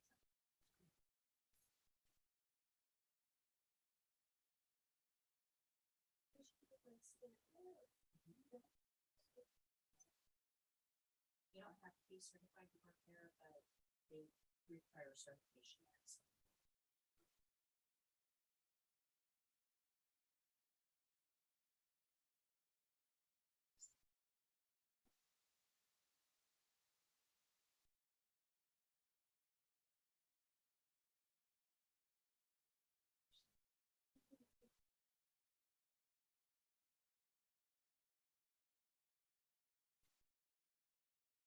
So what is, you'll have to forgive me, what's your name?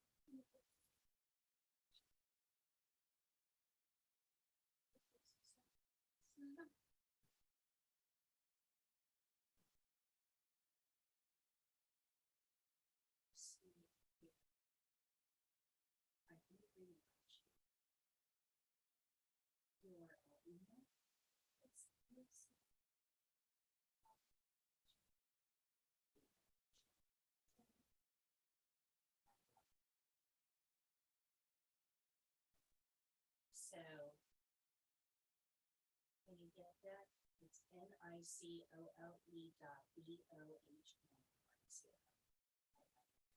Okay, when you get the invitation, just click on it and sign. It's going to take you to the website. Sign into your current account, and then it's going to put you in the group, which reactivates your access. Okay, you're welcome.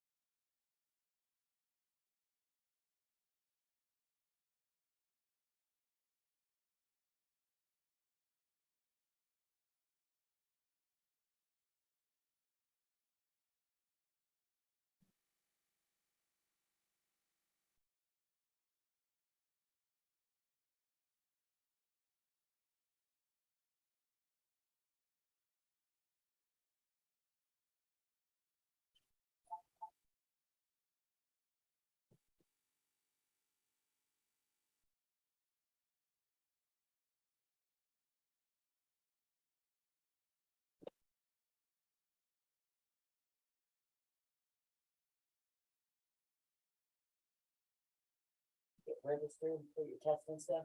Not yet. You do that? I know, I really do. You? You told us to. Okay, I but know. I work every day. I don't have a single day off. I know, I literally, You doing that? I'm also I have college. I'm in college. So we got, You go to K testing? yeah. do you like it? I don't wanna go to college, like, It's but I hard wanna, as- what are you going for? It's so much money to be a travel nurse. Oh, nice. Yeah. I wanna go to be an ultrasound technician. I was gonna go to Kaiser. It is $11,000 a semester there. Yeah, no, I'm lucky because my grandma's paying for all my school, but yeah, that was like my graduation present for me. So she said, whatever you wanna do, like, I'll pay for anything, so she paid for me. And I've been doing it ever since I graduated, so like almost a year now. But it's hard as, like, right now I'm taking this medical terminology class. Like, those words, I'm like, and they want you to like, look at this, like my one assignment today, I'm not sorry, it's like due at 11:59. You have to write out like the definition and like the breakdown, like you have to, I don't even understand it. I'm like, excuse me, what? I know, I'm so scared. I have to pay for all my college myself, and I'm so scared to like fail, and it just paid. And then you have to pay for the class again, Mhm. and you did all that for nothing. Yeah, And they are mean, like if you don't know something, they'll treat you like you're stupid. really? They'll just yell at you. Like the professors are not, especially a guy professor. Oh my He's god. like, what are you stupid? Oh, literally, what are you? No, oh. Yes. I don't wanna go to college. Luckily, I do online because like if I went in Yeah. person, I would probably cry. I'd be like, I'm so sensitive. I'll probably be like, ah. Yeah, I'm really sensitive too. Oh my god, no.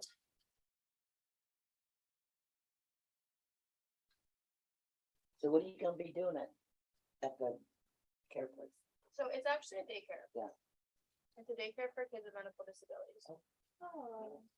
So I'll just like be assisting the nurse in like what we would do together, as far as giving them the care that they need while they're in treatment.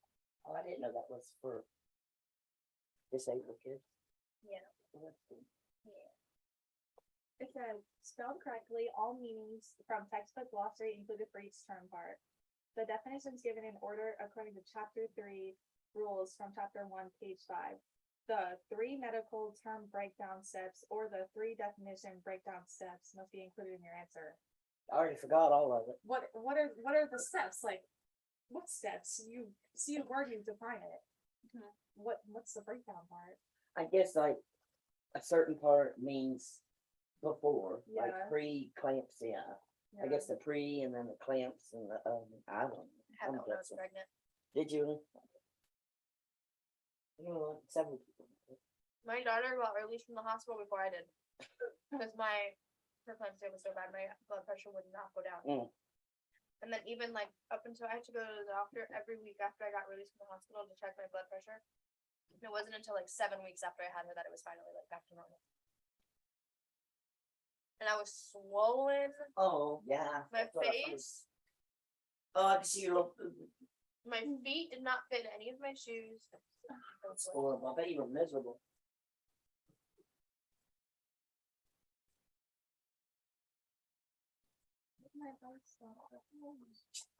I want to be an ultrasound technician so bad, so like I know I have to, but I'm dreading it.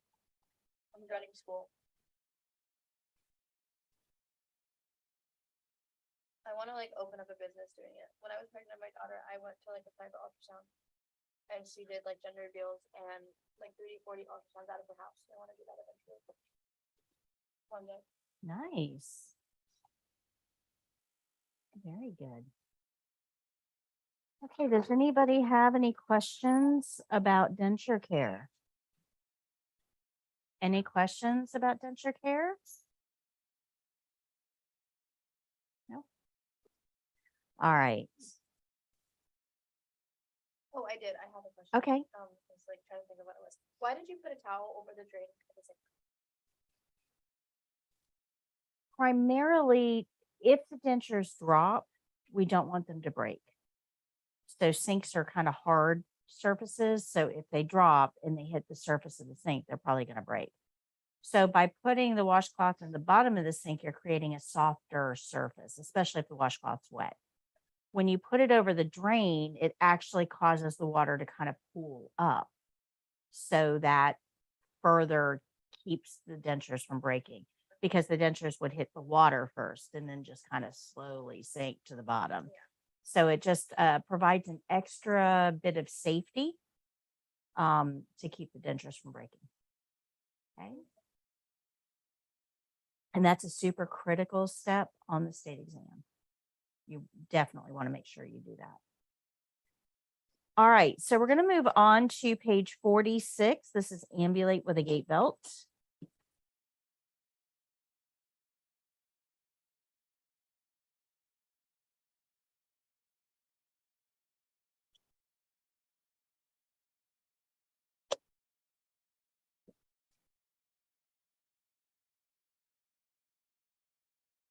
All right, our care plan at the top of the page tells us to ambulate the resident at least 10 steps. So this is round trip. So it's going to be 5 steps in one direction, 5 steps back. This isn't like a long walk on the beach at sunset with mimosas. I mean, this is like you're going to go from here to there and back. It's not really the walk that's important here. It's the body mechanics when you're lifting them, making sure you're in the right location when you're walking, you're holding the gait belt properly, you're letting the patient lead at their pace. Those are the things that they're looking for. And they can quickly identify those things just with a few steps. For the test, the evaluators are actually going to give you a destination. They'll say, walk to the corner of the white table and back. They usually give you kind of a destination that they want you to follow, so you're not doing this for a very long time. If you look at the bottom of the page, it's going to give you 5 minutes to accomplish this. That's like we're walking somebody 5 steps, you know, plenty of time to do that. Go back here. It tells us to use a gait belt or a transfer belt. Those are the same thing. It's just 2 terms for the same item. Like our privacy blankets are also called bath blankets. A gait belt is also called a transfer belt. So 2 names, 1 item. I'm going to show you how to use it in a minute. It says the patient will be sitting in a chair at the side of the bed with shoes on. That's kind of important to point out, because one of our rules that we have to learn is that if the patient's feet hit the floor, we talk about their shoes. Remember, we can't walk somebody just in slipper socks. You've got the pathogen problem, you've got sharp objects and injuries. If the patient is diabetic, they may not be able to feel any injuries that occur because of the excess sugar that's coating the nerves and the blood vessels. So there's a lot of reasons for this, and that's why it's a super important rule. Now, luckily for us, our patients already got shoes on. We don't have to stop and put them on. They're already there, but you do have to say something about it. I see you have shoes on, or do your shoes fit appropriately, or are your shoes tied securely? You need to mention their shoes. That's why if their feet hit the floor, we talk about their shoes. Okay, good. It says patient's able to walk, but needs assistance to stand. So when you are the patient for this, so if you look at the bottom of the page, you'll see that it's a live person skill. You will be a patient for this if your partner gets it. But when you are a patient for this, you want to be you, not a 90-year-old version of you. You want to be you. So when you're walking, you're going to walk like you walk. Okay. And then you'll turn, and then you'll walk back like you walk. Don't over exaggerate this. You don't want to do something like this. Okay. That's not what we're here for. We're not trying to win an Academy Award or anything. We're simply going to walk. Don't try to make this difficult. Some people, I don't know why we do things like this, but some people will try to make this skill more difficult on the person performing it. They'll try to fall, they'll get all wobbly, and don't do that. You need to walk. Our care plan says that you can walk. So be super careful, because if you start doing things like that on the test, the evaluators are going to be very, very stern with you. And you don't really want to make them mad. Okay. Does that make sense? So this skill, we're going to walk somebody 5 steps and turn around and bring them back and help them in their chair. There's not much there for the walking. But when you are walking, you want to hold the gait belt from behind with an underhand grip. So I should look like this when I'm walking somebody. They need to be slightly in front of me and to one side. So my patient is here, I'm here, my hand is like this. Now that hand is important, because patients don't just walk along. I'm good, I'm good, I'm good, I'm out. It doesn't work like that. Patients give you clues that something is going very wrong. A patient will put their hand out for stability, or they may put their hand up here or here. But if that hand moves, you need to pay attention, because that hand it's like a red flag. It is signaling something is wrong. Your patient will also usually slow down. Remember, they're going at their pace. If something goes wrong, if they get dizzy or nauseous or weak or just don't feel right, they will slow down. You need to pay attention to that. If the patient starts to get a little wobbly, unsteady, you will feel that in your hand. So when you're walking somebody, the biggest part of this is paying attention to what their nonverbal cues are telling you.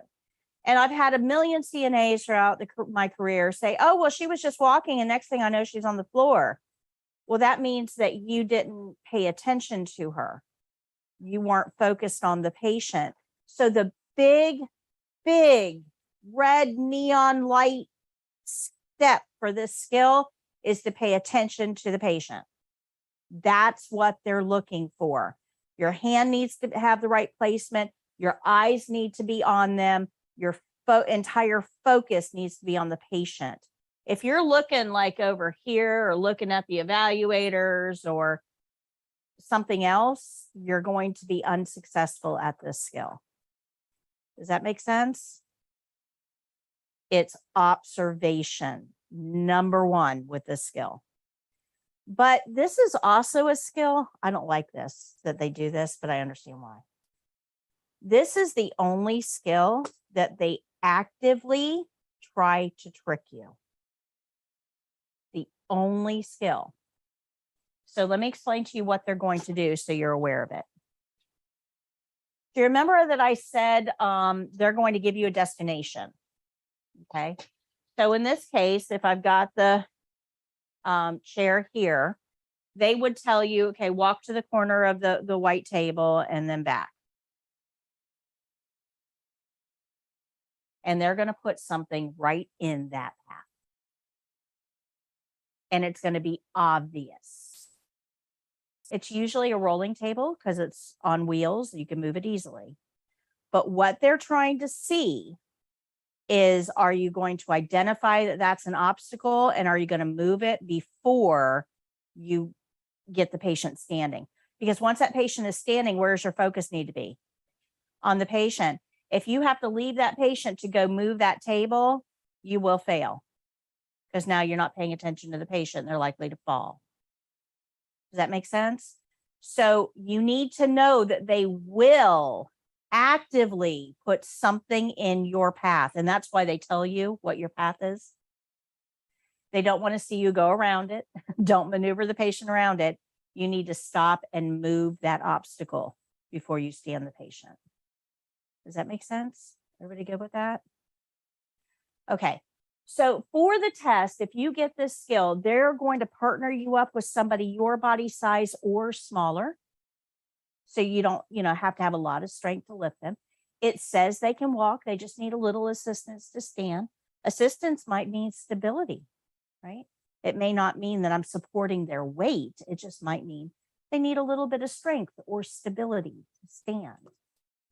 And usually, they'll try to find somebody who as a patient who maybe, well, transferring from bed to wheelchair, they try to find somebody with slip-on shoes like those because they're easy to put on. This skill, the patient already has shoes on, so it really doesn't matter whether they're slip-ons or not, but they will find somebody that's about your body size or smaller. Good? Does that make sense? Let me explain to you though why we do this skill, why we need to be aware of this. Have you ever seen an old person try to get out of a chair? Lately, this has been me, but if you've ever seen an older person try to get out of a chair, it usually takes a couple of attempts. They start to rock,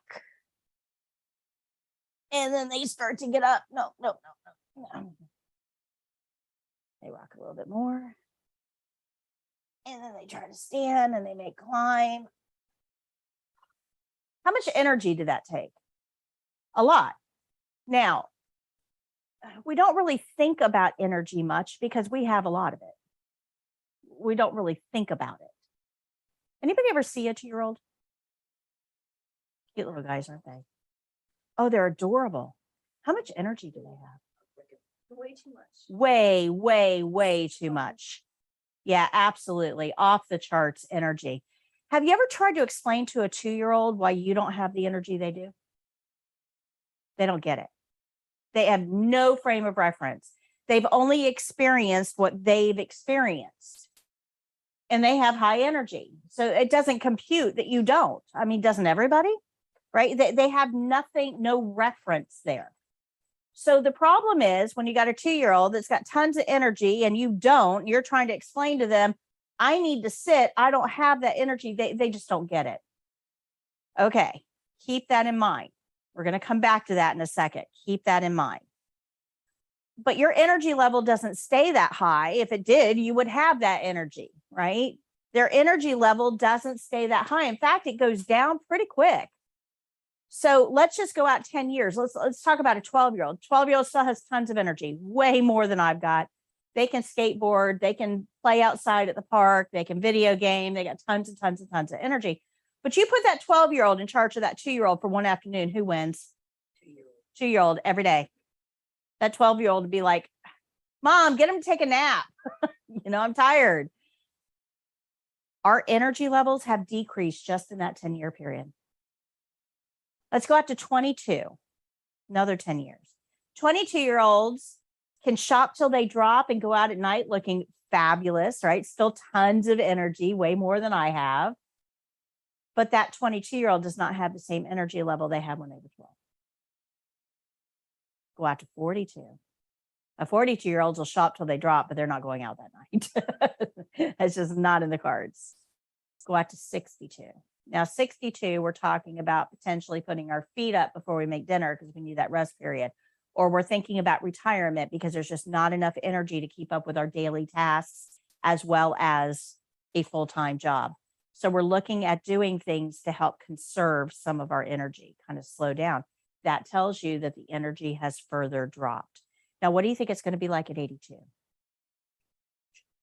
Yeah, there's not going to be a whole lot of energy there. Now, why do we care, right? Old people have nothing to do and all day to do it. Why are we having this conversation? Why do we care? Well, what are some things that you do every day that require energy? Like you said, just getting up, walking across. Getting out of bed takes half of my energy every day. My bed is nice and comfy and warm and snuggly, and I don't want to get up, right? The half of my energy every day is just getting my butt out of bed. But once I stand up and I'm moving, now I've got to get to the bathroom, and that takes energy. I've got to get undressed to go to the bathroom. That takes energy. Anybody ever been too tired to eat? That tells you that eating takes energy, right? What about talking? Have you ever been too tired to talk? Talking takes energy. So does getting dressed and brushing your hair and brushing your teeth and all the other grooming things that you have to do. Socialization. All of those things take energy. Now, if we've only got this much energy to work with every day, and we know all of those things take energy, it doesn't take a genius to figure out that we might run out of energy in our 80s before we're done with our tasks. Now, If it took me that much effort to get up out of the chair once, that's using a significant amount of my daily energy. So what we're doing as healthcare workers is we're lending our patients a little of our strength to reduce their energy, because strength and energy operate on a seesaw. If you have lower strength, it requires more energy. Okay, so we're lending them some of our strength. Now, remember I said that 2-year-old is never going to understand why you don't have the energy they do, because they haven't ever experienced that, right? If an 82-year-old is trying to explain to you why they don't have energy, you're not going to get it. Just like that 2-year-old, you have no frame of reference. So this happens a lot with CNAs. They'll tell Mabel it's time for your shower, and Mabel will go, oh, honey, no, I don't have the energy for that today. And you're like, you don't do anything. All you do is sit there. I do all the work. Let's go get your shower. I've got a schedule to keep. If Mabel says she doesn't have the energy, Mabel means she doesn't have no amount of cajoling or frustration or, promises that you can make is going to change her energy level. We need to understand that. Just like that 2-year-old can ask you all day long, come play, come play, come play, come play, come play, because they don't get it. You've got to be a little bit smarter than that. You've got to get it. Does that make sense? Okay.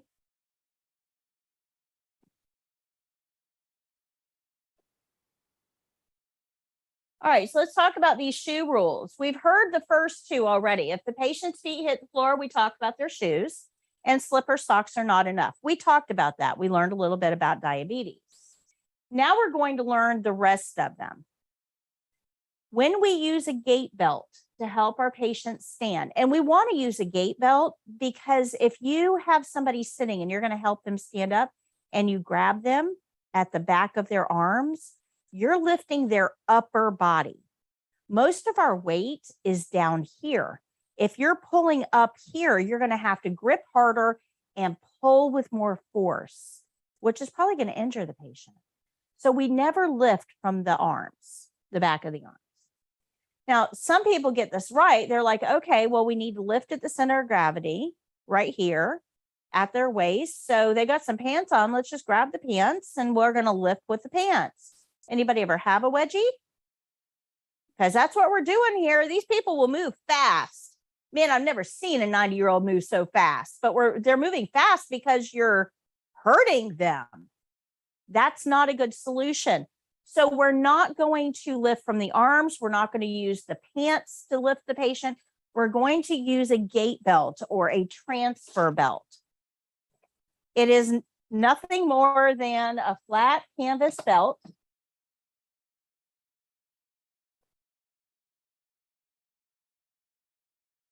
that's put around the patient's waist. Now, a lot of CNAs will wear this around their waist just, until they need it. It's kind of a convenient place to have it hang out until you need it, but it's not designed for our waist. It's designed for the patient's. This goes around the patient's waist and we need it snug.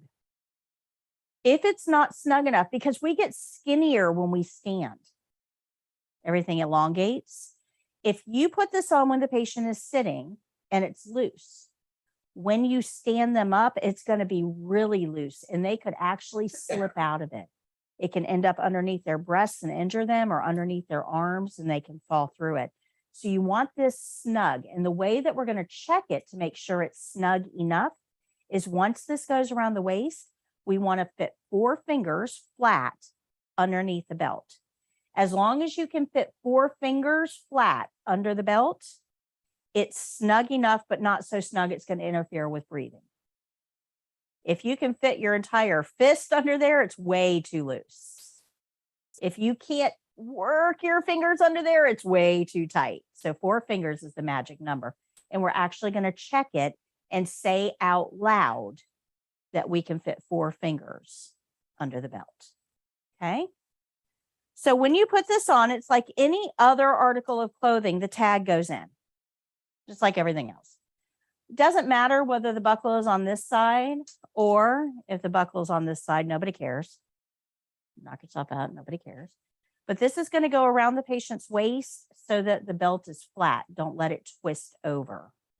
So you put it around the patient's waist. I'm just going to demonstrate on me real quick. Put it around the patient's waist, and the free end here goes through the first guard by the alligator teeth. Now, those teeth tell you which way to pull this. See how all the teeth are pointing that way? That tells you which way to pull this to tighten it. If I try to pull it this way, it's not going to tighten. You want to pull it that way. You want to get it snug enough that you can just fit 4 fingers between the belt and the patient. If I've got it this loose, it's way too loose. And this is what's going to happen when I go to lift the patient. It's going to injure them. So you want it snug, 4 fingers. Once you get it 4 fingers and you checked it, you're going to put the free end through the second guard that locks it into place. Now, this tail that's hanging down, if it's too long, you can slip it up inside the belt just to hold it secure while you're lifting. If it's short, you don't have to worry about it. Some of you are skinny, it's going to be long. Okay. When you go to remove this, you're just going to undo the process. You're going to take it out from the second guard. But if you pull this, it's just going to get tighter. If you pull it this way, it's not going to go anywhere. So in order to get this belt off, you're going to hold the tail and you're going to slide the buckle along the belt to take it off. And when you take the belt off, you don't want to pull it against the skin. Do you hear that sound? That can cause a burn and that can injure the patient. So we don't want to pull it. We're going to loop it up and over, or you can reach your arms around and grab, but you don't want to pull it against the skin. If you loop it up and over, don't make sure you have control of this. Don't let it like bang their head. I've seen that too. Make sure you have control over this. Good. Questions? Good. All right. So when we're going to help somebody stand, we're helping. We're not doing it for them. We're helping them. So helping means they have to be involved. So when we help somebody stand, we're going to count to 3. Okay. On the count of 3, I'm going to lift you to a standing position. 1, 2, 3. And we lift. That way the patient is involved. They understand what's happening. They understand what's coming. And once we get them standing, we're going to ask, are you dizzy? Are you weak? Are you nauseous? How do you feel? So something that addresses how they feel. I want to know here. If I get somebody standing and they get dizzy, I want to know here. I don't want to wait until we're way over there, because if he gets dizzy when we're way over there, what am I going to do about that? I have no exit strategy there. So I'd want to know here. You want to ask as soon as you stand the patient up before you start walking. Now, while we're walking, I'm going to pay attention to the patient. Are they slowing down? Do they get sweaty or pale? Are they reaching out, up, or here?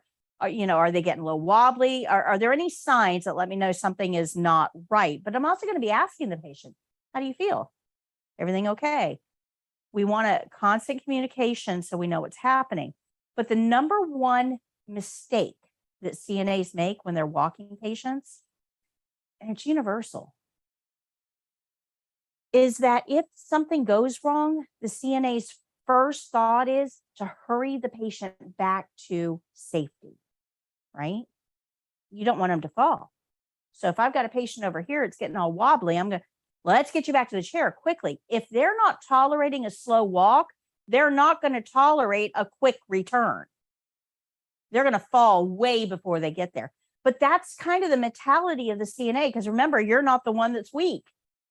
You're just thinking, let's get them back to safety. That's the wrong action. We don't hurry a patient back anywhere if they're not doing well. You want to get them sitting on the floor. So remember, I'm standing slightly behind in one side and my hand is underneath here, right? Well, if my patient starts to get all wonky on me, this leg gets planted right in between theirs. I'm in the perfect position. And then I can pull them next to me so that they're kind of leaning on me and slide them right down onto the floor, because a patient that's sitting on the floor can't fall on the floor, and falls are when injuries happen. So we get the patient sitting on the floor. That's a safe place for them.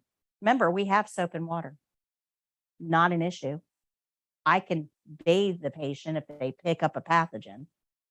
I can't wash off a broken hip. Right? So get the patient sitting on the floor and then get a nurse. Nurses have to assess the patient to figure out what caused the problem.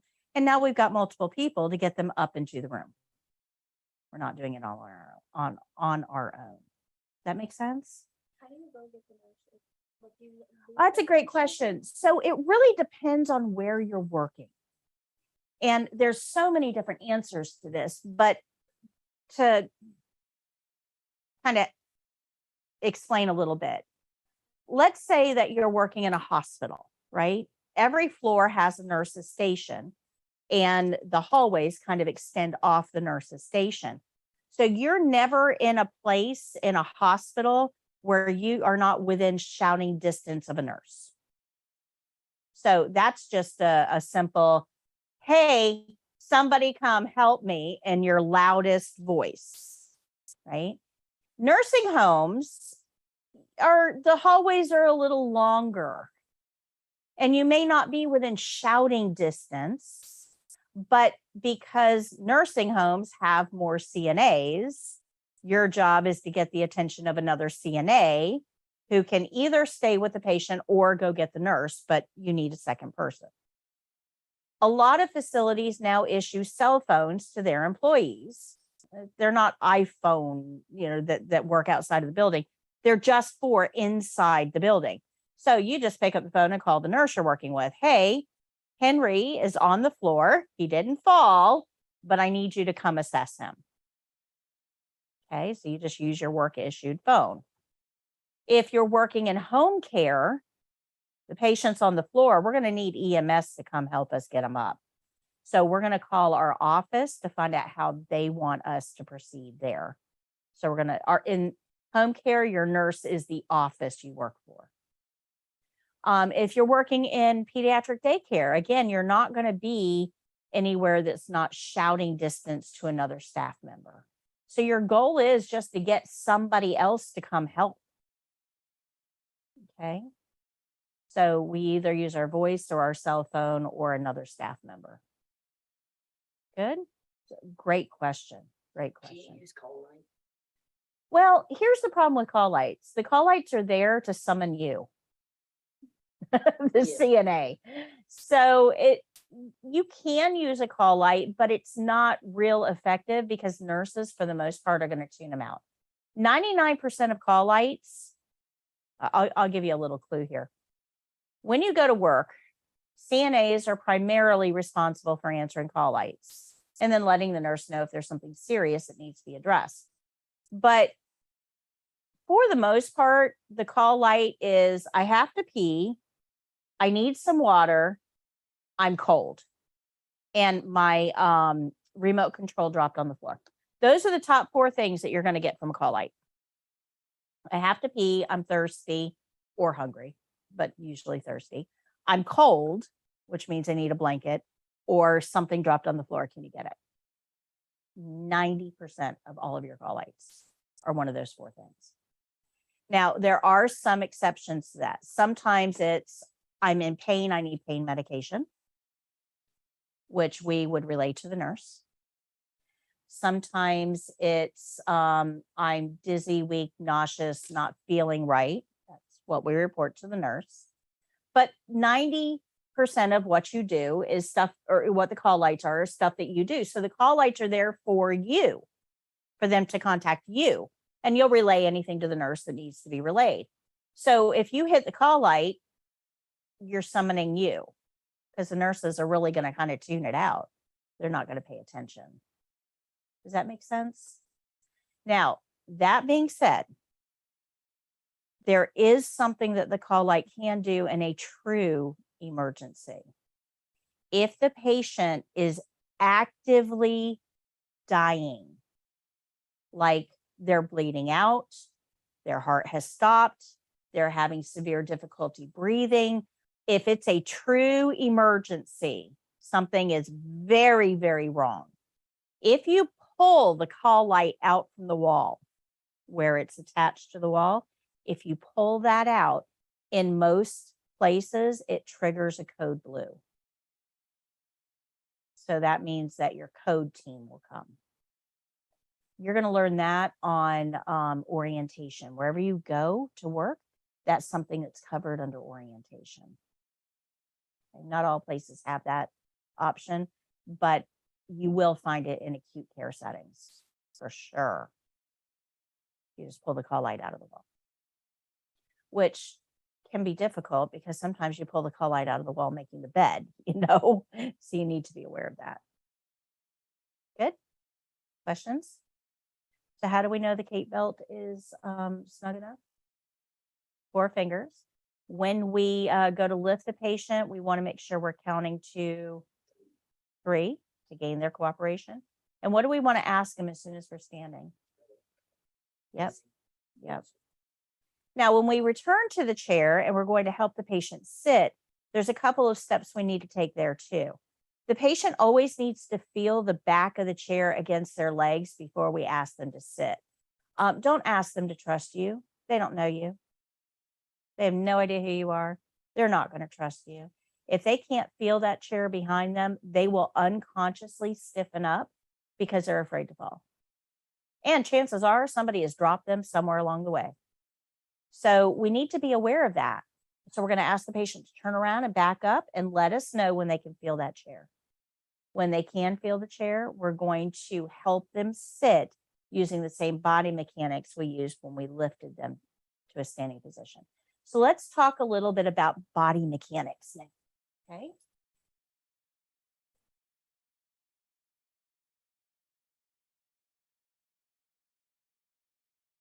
Okay, so we already talked about this. We want to make sure we're removing the obstacles. We're going to talk about shoes. We talked about the gait belt, but I want to talk to you about body mechanics now. When you have a patient sitting in a chair and we're going to help them stand, if you look here where you can see, I don't know, you guys may have to stand up to see, but if you look at this chair, you can see that it's in a box. See how there's lines on each side and one in the front? Okay, you're in a box. I know you guys at home probably can't see, but what we're going to do is use that box for body mechanics. Years ago, we used to train people to stand in front of the patient, knee to knee and toe to toe, and lift them. Well, the problem with that is physics. There's a principle in physics that says every action causes an equal and opposite reaction. You guys ever remember hearing that? Right?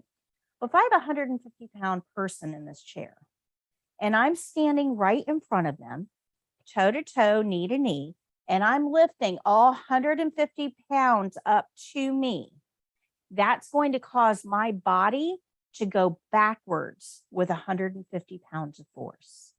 That means that my lower back is the only thing that's going to stop me from toppling. You do that too much and your lower back will become injured. It will. But it's also a very unstable position because that 150 pounds is trying to push you over backwards. It's very unstable. And there's a high likelihood that you will fall. So there's a better way of doing this. Instead of standing in front of the patient and pulling you up or pulling them up toward you, you want to stand at an oblique angle. So if I have a patient sitting in the chair, one of my feet is going to go across their feet to keep them from sliding. This is called perpendicular. The other foot is going to go parallel to the chair like this. So I'm now standing at the corner of the chair. And I'm going to bend at the knees, not at the waist, so that my thigh muscles are the ones that are going to do all the work.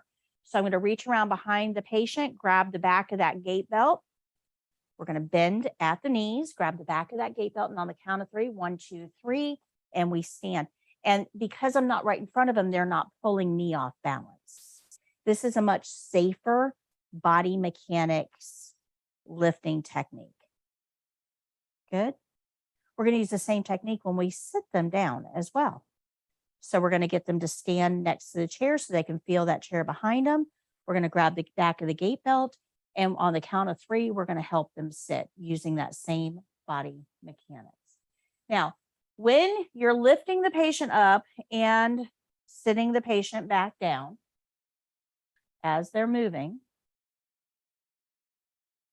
well, let me show you. So this shows you how you should be positioned.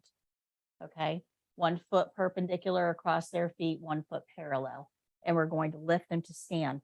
But do you see where the patient's hands are resting on the shoulders? If you try to lift a patient with their hands at their sides, in your white book, turn back to page 45. And at the second top of the second column, you can see what that looks like. That is not a safe position. Do you see how the patients, like their tummy is being moved first and their shoulders are dragging backwards? That's going to make them unstable. By putting their hands, just resting their hands on your shoulder, you don't want them to grab the back of your neck. They just need to rest their hands on your shoulders. When you lift them, they're now lifting as a unit. They're staying in alignment during the lift and the sit. So when you're getting ready to move a patient, you want to be perpendicular and parallel. So at the corner of their box, you're going to grab the back of the gait belt with both of your hands. You're going to ask them to put their hands on your shoulders and you're going to count to 3. And on 3, you're going to stand, ask if they're dizzy. You're going to walk them 5 steps, turn, walk back, paying attention to the patient the whole way. And then you're going to ask them to turn around and feel the chair behind them. When they feel the chair, let you know. And on the count of 3, you're going to put 1 foot in front, 1 foot beside, hold the gait belt, their hands on your shoulders, and you'll sit.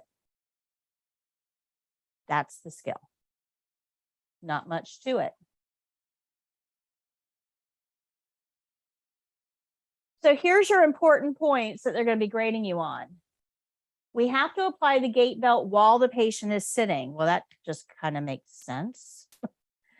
We're going to put the gait belt around the patient's waist over their clothing. I'm going to stop there for a second. This is something I actually saw when we were at testing center. We had a student that did not understand what a gait belt was or how it was used that was testing.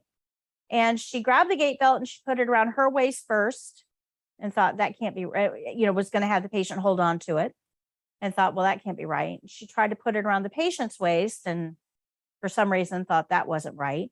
And then she put it around the patient's chest and decided that wasn't right. So then she stood the patient up and tried to put it around both of them. So that's why I've got this on here. You need to have a very clear understanding of who is wearing the gait belt here. It's around the patient's waist. You're going to hold on to the belt. Okay. We're going to help the patient stand by holding onto the gait belt at the back or both sides, depending on how big the patient is. If the patient's a little bit larger, you may only be able to hold on both sides. If the patient's a little bit smaller, you may get a little bit further around the back, but remember, that's where the majority of the lift has to come from. We're going to let the patient lead and we're going to walk slightly behind and to one hand, holding that gait belt on the underside to make sure that we're feeling any wobbling. We're going to ask them how they feel. We're going to assist them when standing and sitting, and we don't want to pull that gait belt off across the skin. So we have very clear directions on how to get this done. So I need somebody to come sit in this chair for me, and I'm going to show you the skill from beginning to end. Thank you.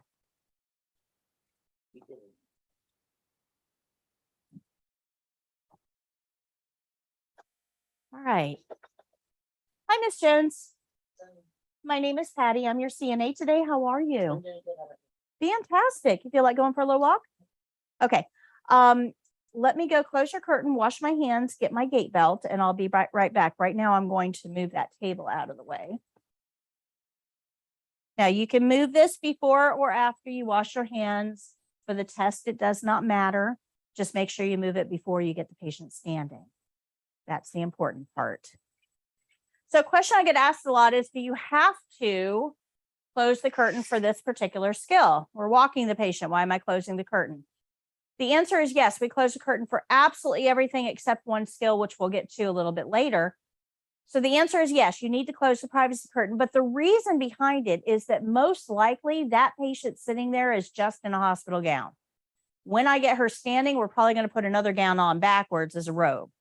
But she doesn't want to moon the entire unit when she stands up, which is why we're going to close that curtain to make sure that she is all put together before we go into the public.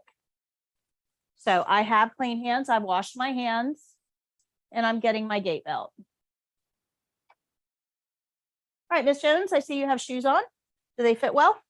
Good. Okay, I'm going to put this around your waist, and this is going to help me lift you to a standing position and provide a little stability as we walk, okay? So I'm going to slip this, if you can lean forward for me, slip it around. There we go. And we're going to put it through the first guard by the alligator T. And I'm going to snug it up, and I can fit 4 fingers. Put it back through the second guard. Okay, can you bring your feet together? And are they flat on the floor? There you go. All right, you're going to put your hands on my shoulders in just a minute, and I'm going to reach around to the back of the gait belt. On the count of 3, we're going to stand up together, okay? If you feel dizzy or weak at all, let me know. So I'm going to put 1 foot in front, 1 foot beside. Go ahead and put your hands up here. And on the count of 3, we're going to stand. 1, 2, 3. Good. You feel that stability? Mm-hmm. Okay. No, I actually feel unstable. Okay. All right. I don't think your feet were flat on the floor. Yeah, I was a little short. Yep. Yep. Floor. So you really want to make sure that the patient's feet are flat on the floor. If they have to scoot forward, Okay. then they need to scoot I need forward. to scoot forward. Okay. So do you feel okay? Are you dizzy at all? No. Okay. I'm going to have you walk to the corner of the white table at your pace. Good. Go ahead and turn around. Are you dizzy? No. We're going to go back to the chair. And when you get to the chair, go ahead and turn around and back up. So you feel that chair behind you. You feel it? I'm going to help you sit. You're going to put your hands up here. And on the count of 3, we're going to sit. 1, 2, 3. There we go. I'll remove this. And when I remove the gait belt, we want to loop it. I'm just going to bring it around. There we go. All right. Are you comfortable? Is there anything else I can get for you while I'm here? Would you like a magazine before I go? Okay. Call light's right there. We'll pretend you can reach it. For the test, the chair is going to be much closer to the bed. Here, I moved it out just so that you guys could see a little bit better. So call light's right there. If you need anything at all, let me know. Is there anything I can get you before I go? No, that's good. Okay. All right. So this is going to go back on the supply shelf. I'm going to open the curtain, wash my hands, think about my skill, make any corrections, and then tell the evaluator my skill is done. Good. Questions? I would want that skill.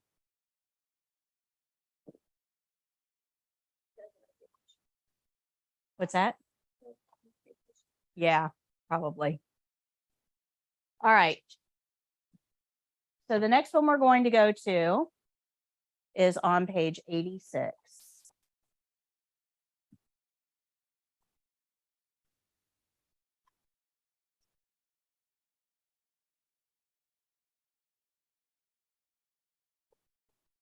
So if you look at if you look at the slide up here, you look at all of the principles that govern this skill.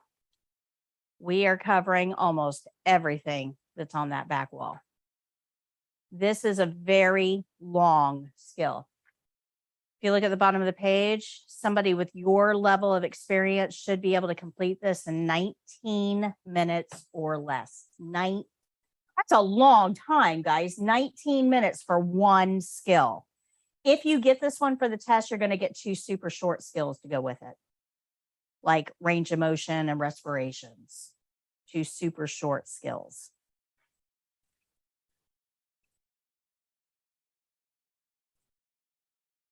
There's not a whole lot to teach you in this one, actually.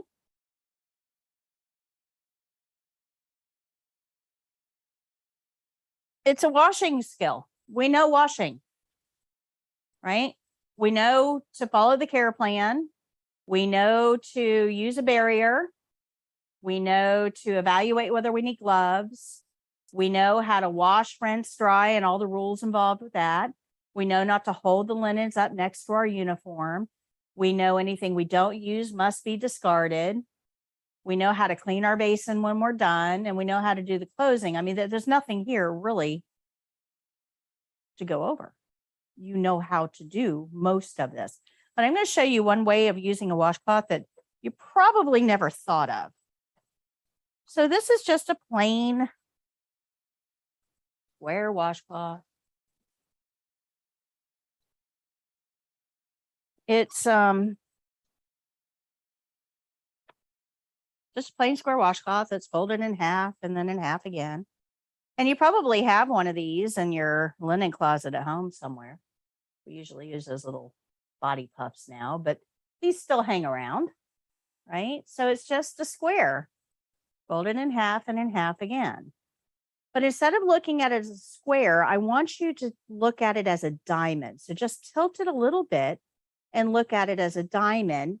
And I want you to put it in your hand with the points sticking up, not the folded edge, but the free points sticking up, like by your ring finger or index or your middle finger.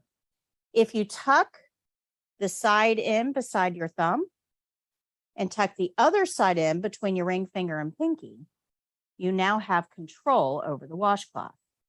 But you need these free ends pointing up, because when I'm using this, if I wash a wet body opening, remember us talking about wet body openings with chain of infection?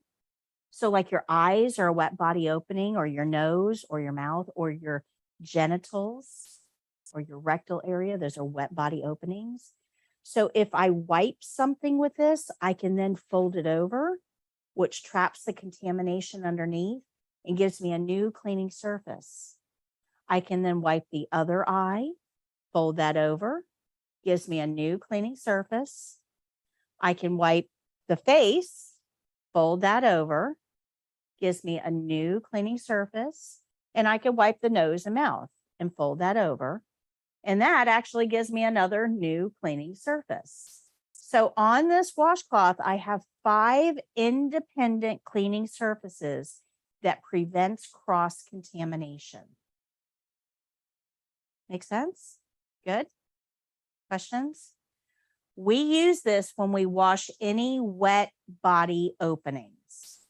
So eyes, nose, mouth, genitals, rectal area, wounds, rashes, sores, or incisions. Because you don't want to bring stuff to those areas, and you don't want to spread stuff from those areas. So these, the leaves help with that. Good. So we're going to use the leaves method when we're washing the face. So let's take a look at the care plan here. This care plan is unbelievably detailed. And it's going to tell you, oops, to give the resident a partial bed bath and back rub. Let's stop there for just a second and let's talk about back rubs. We are not massage therapists. We're not deep tissuing anything. This is not a hot stone. It's not 60 minutes of relaxation. This is a minute, maybe. And it's geared around promoting circulation, but also just making somebody feel a little bit better. Do you remember when you were a kid and didn't feel good? Mom would come along, just kind of rub your back lightly, and it always kind of made you feel a little better. That's what we're doing here, guys.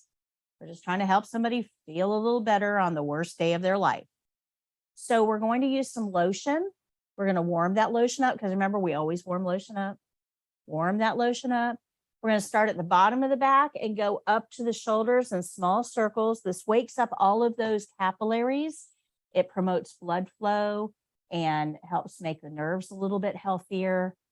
So we're just kind of waking everything up, because they've been laying on that back for a while. Little back rub, wake everything up. And we're going to do that 3 times. So we'll go up to the shoulders, back down, up to the shoulders, back down, up to the shoulders, back down. It's like 10 seconds. Super quick, right? This isn't a massage.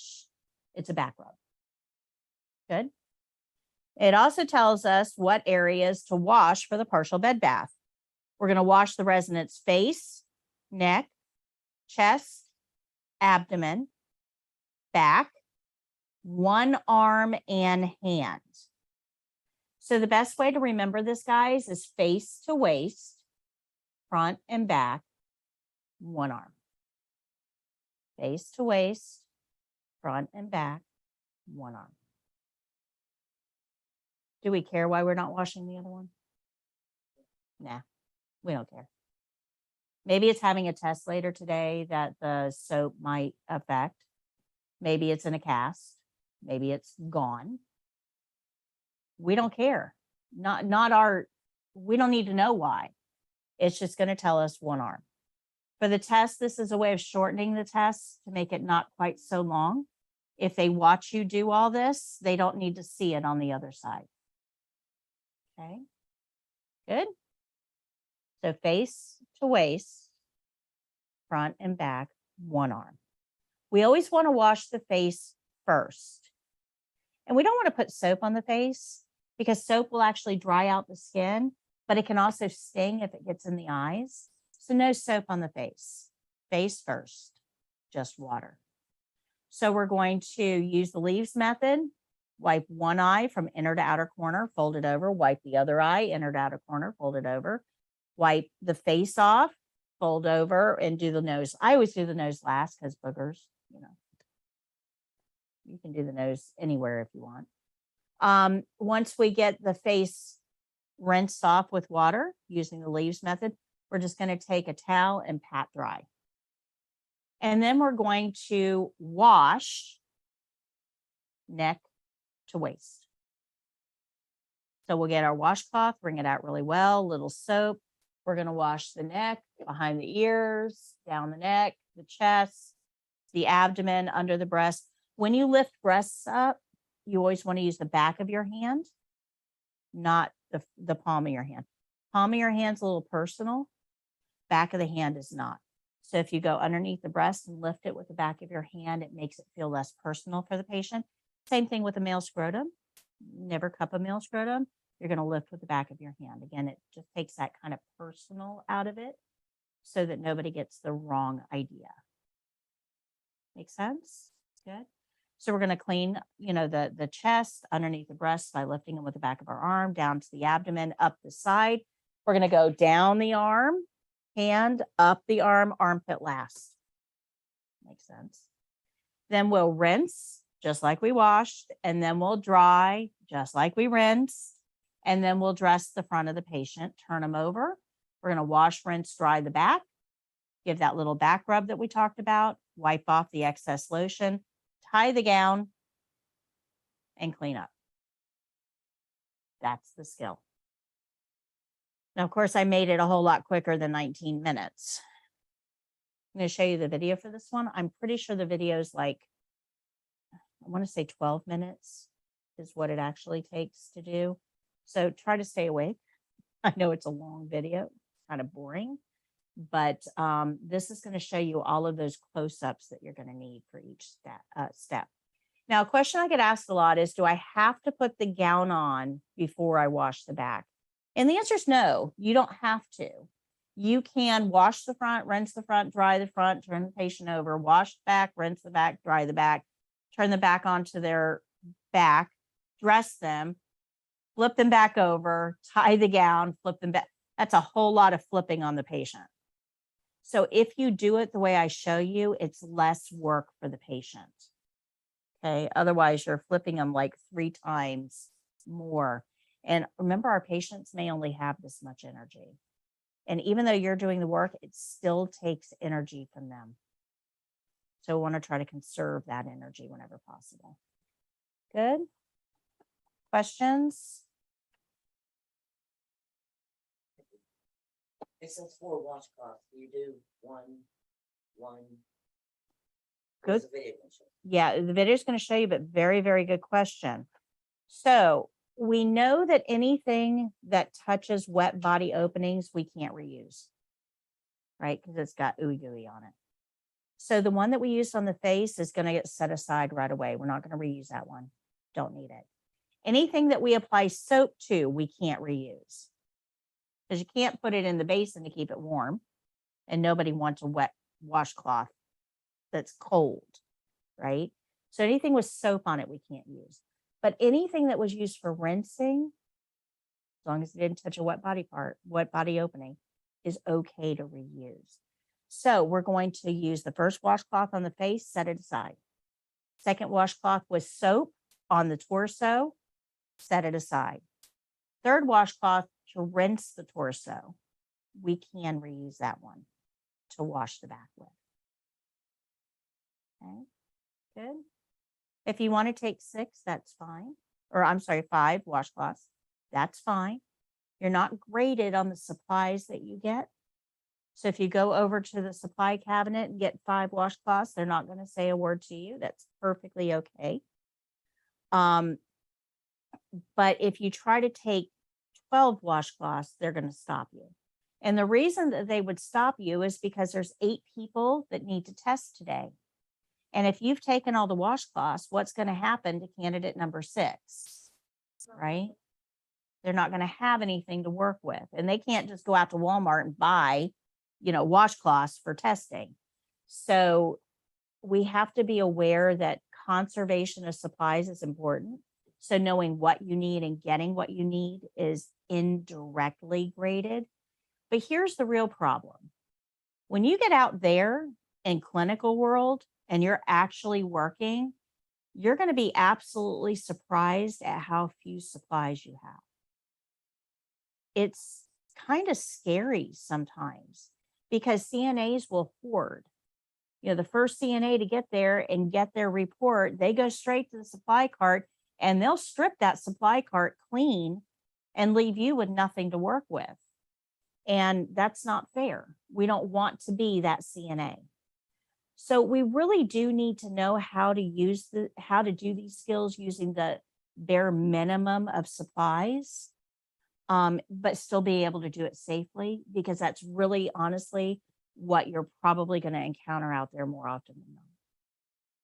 So for the test, if you want 5 washcloths, that's fine. That way you don't have to reuse that rinsing washcloth. You're allowed to do that, but don't take any more than 5. I want you to know how to do it with 4, because that's probably what you'll have in the clinical setting. Okay. Good. Questions? Did I go too fast for anybody? All right, let me show you this one.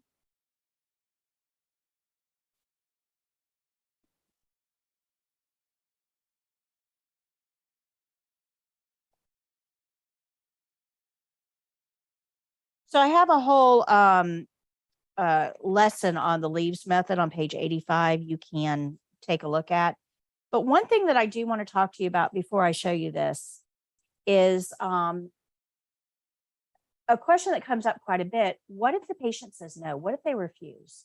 What if you go in to do a partial bed bath and they say no, they don't want it, or they don't want you, or what do you do? Well, the simple answer is you tell the nurse. I mean, that really is kind of the simple answer. Just tell the nurse. But when you come to me and you say, hey, Mabel's not going to let me give her a partial bed bath, I'm going to probably ask you why. Do you know why? What's going on? Now, if you guys have had a conflict, you need to let me know. Well, she doesn't like me. Guys, not everybody's going to like you. We have personality conflicts with others I can be in line at a grocery store and there's somebody in line in front of me that I don't like. I've never met them. I don't know them, but just how they're presenting themselves are not my cup of tea, right? You get initial impressions of people. Your patient may not like you, and that's valid. It's okay. You may remind them of somebody that they knew in elementary school that they absolutely hated, that pulled their hair every day. I don't know. You're not going to have all of your patients like you. That's okay. So if it's personality conflict, tell the nurse. But most likely, the reason that patients refuse, it's not a good time. I'm getting ready to go to therapy, or my family's coming in, or I just don't feel like it right now. Timing is off. Well, in that case, just let the nurse know, hey, they're refusing for this reason, but I'll go back in and try in an hour. That's perfectly okay. You still have to let them know. Because what happens if your family has an emergency and you have to leave for the day? They need to know where you are in your tasks. Does that make sense? Because if they call somebody else in, they need to know what was done. Another reason that patients refuse, is because they don't understand what you're doing. This is very common with dementia patients. They don't know you. They don't know what you're doing. They don't know why it's being done. You are a stranger. They're in a strange place. So when we're working with dementia patients, we really have to work at this. We have to have a calm demeanor. We have to be pleasant. We have to be non-threatening. We need to explain this in a way that they can understand. And that may take 7 or 8 different tries. Sometimes we can use bribery. You know, you can have this treat after your bath. Sometimes we may have to get somebody that the patient relates to a little bit better in to help. But ultimately, patients have the right to say no. They can.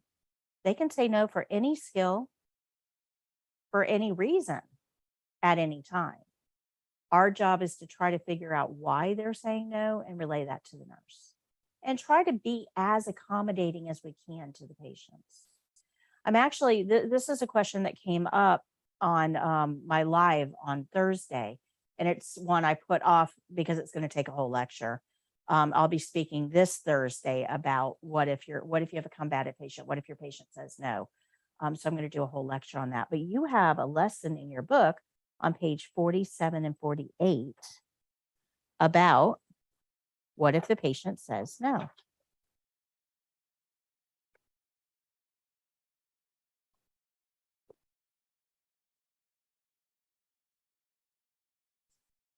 But bathing is one of the skills patients are most likely to refuse. Most likely. Takes a lot of energy. Even though you don't think it does, it does. Takes a lot of energy. And this is, let me go back here for those that are at home that couldn't see this. So these are our washing rules. What we learned today is the leaves method for body openings. And the way that we use the leaves method is holding the washcloth in our hand with those free ends at the top. And we're going to use this anytime we're washing a wet body opening, like the eyes, nose, mouth, genitals, anal area, wounds, sores, rashes, and incisions. And the way we do this, I'm doing this for you guys. If you rewatch this, it'll make more sense. So we want to hold that washcloth in our hand so that the 2 corners are secured. The side corners are secured. And we're going to wipe, fold, wipe, fold, wipe, fold, wipe, and fold. And that gives us 5 specific cleaning areas on the washcloth, because the back side can then be used as well. So here's our checkpoints for partial bed bath. We're going to wash face to waist, front and back with one arm. We're going to wash the face first, no soap. We will use the leaves method on the face, but we don't need it for the rest of the body. You want to control the washcloth during cleaning. Don't let it get all floppy and smack the patient. You want to support the arm at the elbow when lifting. We've heard that a million times now. We're going to replace the water if it becomes cold or soapy. And this is kind of important because remember, you've got like 19 minutes. Guys, that water will cool down in 19 minutes. It will. And you wouldn't want to be bathed with cold water. So keep an eye on this. Make sure that it's not cooling down too much. If you can get a little bit quicker at this, you don't have to worry so much about the water because you're using it quicker. You want to turn them on the side to wash, rinse, and dry the back. Give them a brief back rub, and then we're going to apply that clean down as well. So those are our, that's it. So those are our steps for this. I'm going to show you the video.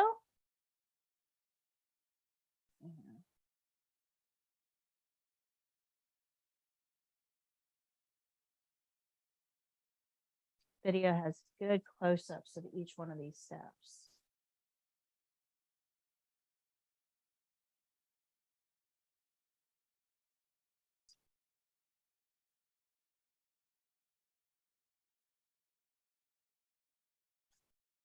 Now this one you're going to want to learn pretty good because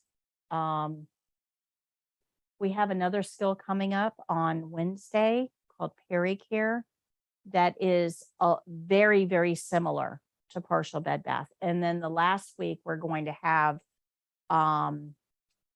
catheter care, which is Pericare with an extra step. So a lot of this you're going to see again. You see this is 12 minutes and 55 seconds, and that's with the whole introduction and the credits. So we're doing it in a lot less than 19 minutes.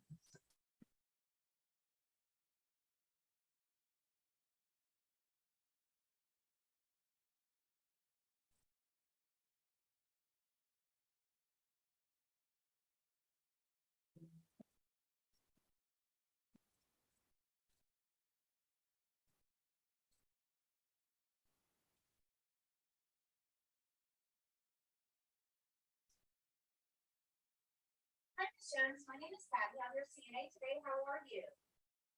Good. I need to do partial bed bath. Is that okay? I'm going to close your curtain. Let me wash my hands, get my supplies, and I'll be right back. For this film, I'm going to need a barrier for the table. This will give me a clean place to put my clean supplies. For this film, I will need 4 washcloths, 2 towels, a clean gown, and a privacy blanket.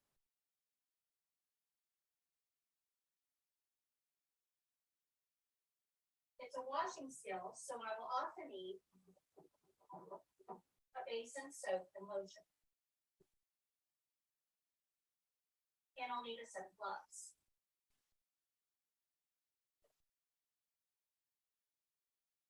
Ms. Jones, let me go get some water. I'll be right back.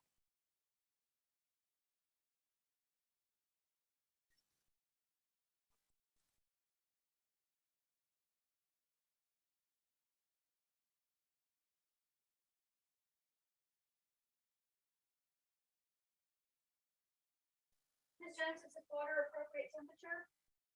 Okay. And now I'm going to spread the privacy blanket out over you. This will help keep you warm and protect your privacy while we do this skill. I'm going to spread the blanket without snapping or shaking the blanket. And I'm going to pull your sheet down to about your waist.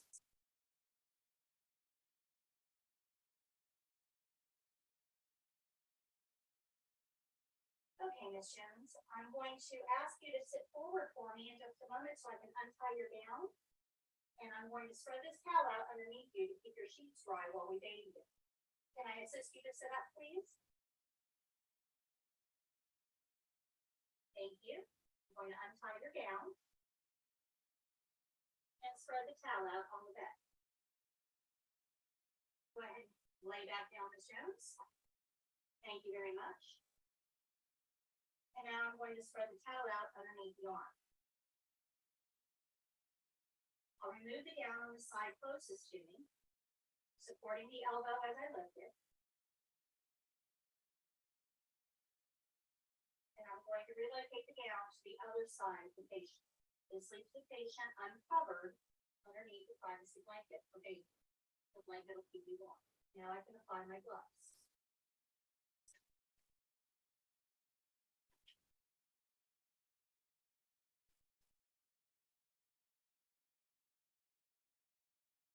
I'll take the first washcloth and wring it out. And I'm going to use 4 corners.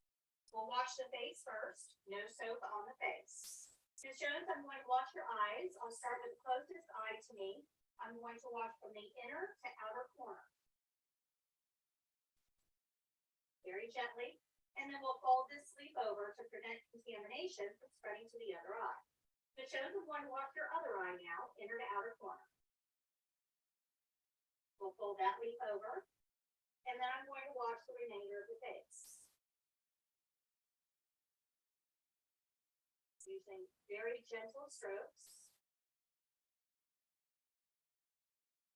Keeping control over the washcloth. We'll fold that leaf over and use the final washcloth for the nose. set that aside. I'm gonna take the towel and pat dry all areas of her face, making sure not to use too much force.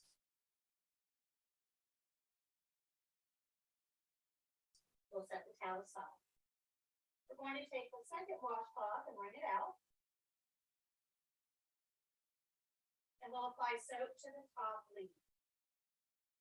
We do not need to use the leaves method because all of her skin from this point is intact. We're going to wash behind the ear, under the chin, across the neck, the upper torso. We're going to lift the blanket to protect privacy, but keep the patient covered while we wash down to the abdomen and up the side. Now, for the exam, you are going to make sure the patient remains covered until the evaluators ask you to remove the blanket. At that point, you will just continue on. I am going to repeat these actions so that you can see what I have done. I'll remove the blanket for better visualization. Behind the ears, across the chin, the neck, the upper torso, around the breasts, down the abdomen, and up the side. Then we'll clean down the front of the arm, the hand, up the back of the arm, lifting at the elbow, and the armpit last. We'll set this washcloth aside because it has soap on it. We'll take the third washcloth in the basin and wring it out. I'm going to rinse all the areas that we just washed. So behind the ear, under the chin, across the neck, the upper torso, around the breasts, the abdomen, up the side, down the front of the arm, keeping the elbow supported on the bed. We'll rinse the hand, the back of the arm, and the armpit while supporting the arm. The rinse washcloth can go back in the basin for later use. Now we're going to dry all of those areas. So we're going to pat dry or use short, soft strokes, but nothing vigorous.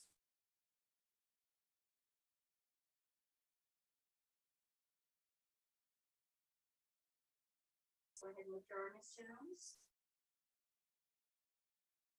We'll set the towel aside. Now the patient has a clean torso, so we'll place the clean gown on her. Miss Jones, can you reach your arm through here? I'll help you put your gown on. We'll lift the arm at the elbow, supporting it as we lift.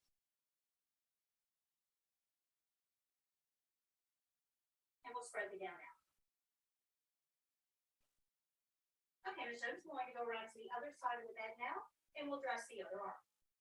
Since the care plan said that we only needed to wash one arm, we do not need to cleanse this other arm. That's per the care plan, but we do need to dress it. So I'll remove the soiled gown and we're going to place this in dirty linen. And then I'll put the new gown on. Miss Jones, can you reach through this armhole? Thank you. I'm going to go ahead and lift. Thank you.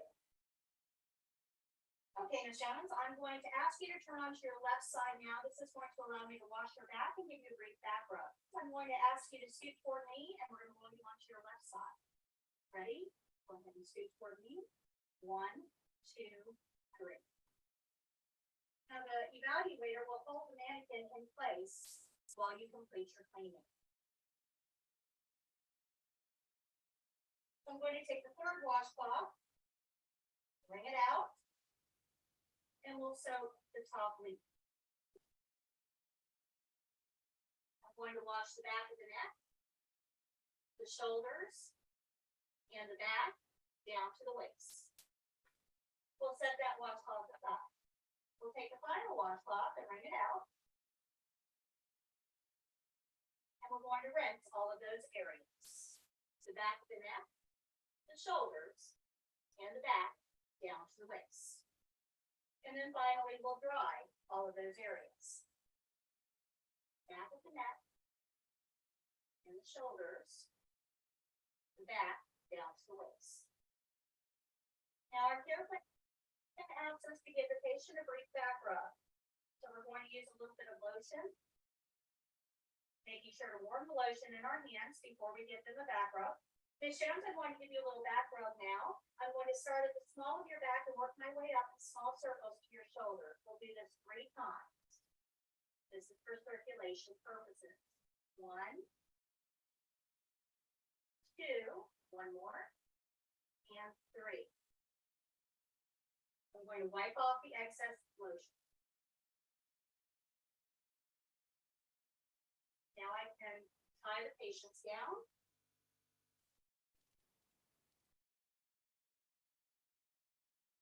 And remove the towel that's protecting the linens. Ms. Jones, come on back onto your back, please. And scoot to the middle of the bed. Thank you. I do not want to touch that sheet that's going to go right up next to her face with soiled gloves, but I need my soiled gloves to take care of all my dirty linens. Ms. Jones, I'll be right back. These items are going to go into dirty linen. Now I'm going to go clean the basin.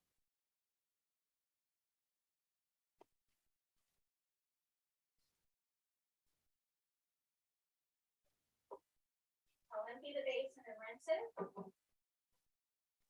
And then pick it up with a paper towel. I'll dry the inside with one paper towel and throw it away. And then dry the outside with a paper towel and throw that away. And I'll get one for the door. I'll collect the soap and the lotion, placing them in the basin, and return the basin to its absorbent storage. Paper towel can be thrown away. This barrier is going to be discarded. And now I can remove my gloves.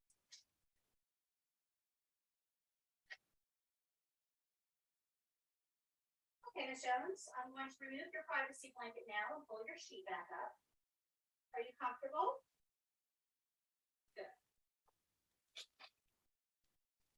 Bless you. We're going to roll the privacy blanket in a ball so that the trailing edges don't contaminate other surfaces. This will be placed in dirty linen. Okay, Ms. Jones, is there anything else I can get for you while I'm here? Such as magazine? No? Okay, here's your call light. If you should need anything at all, please let me know. I'm going to open the privacy curtain and wash my hands. After washing my hands, I'll think about the steps of my skill, make any corrections, and tell the evaluator my skill is done.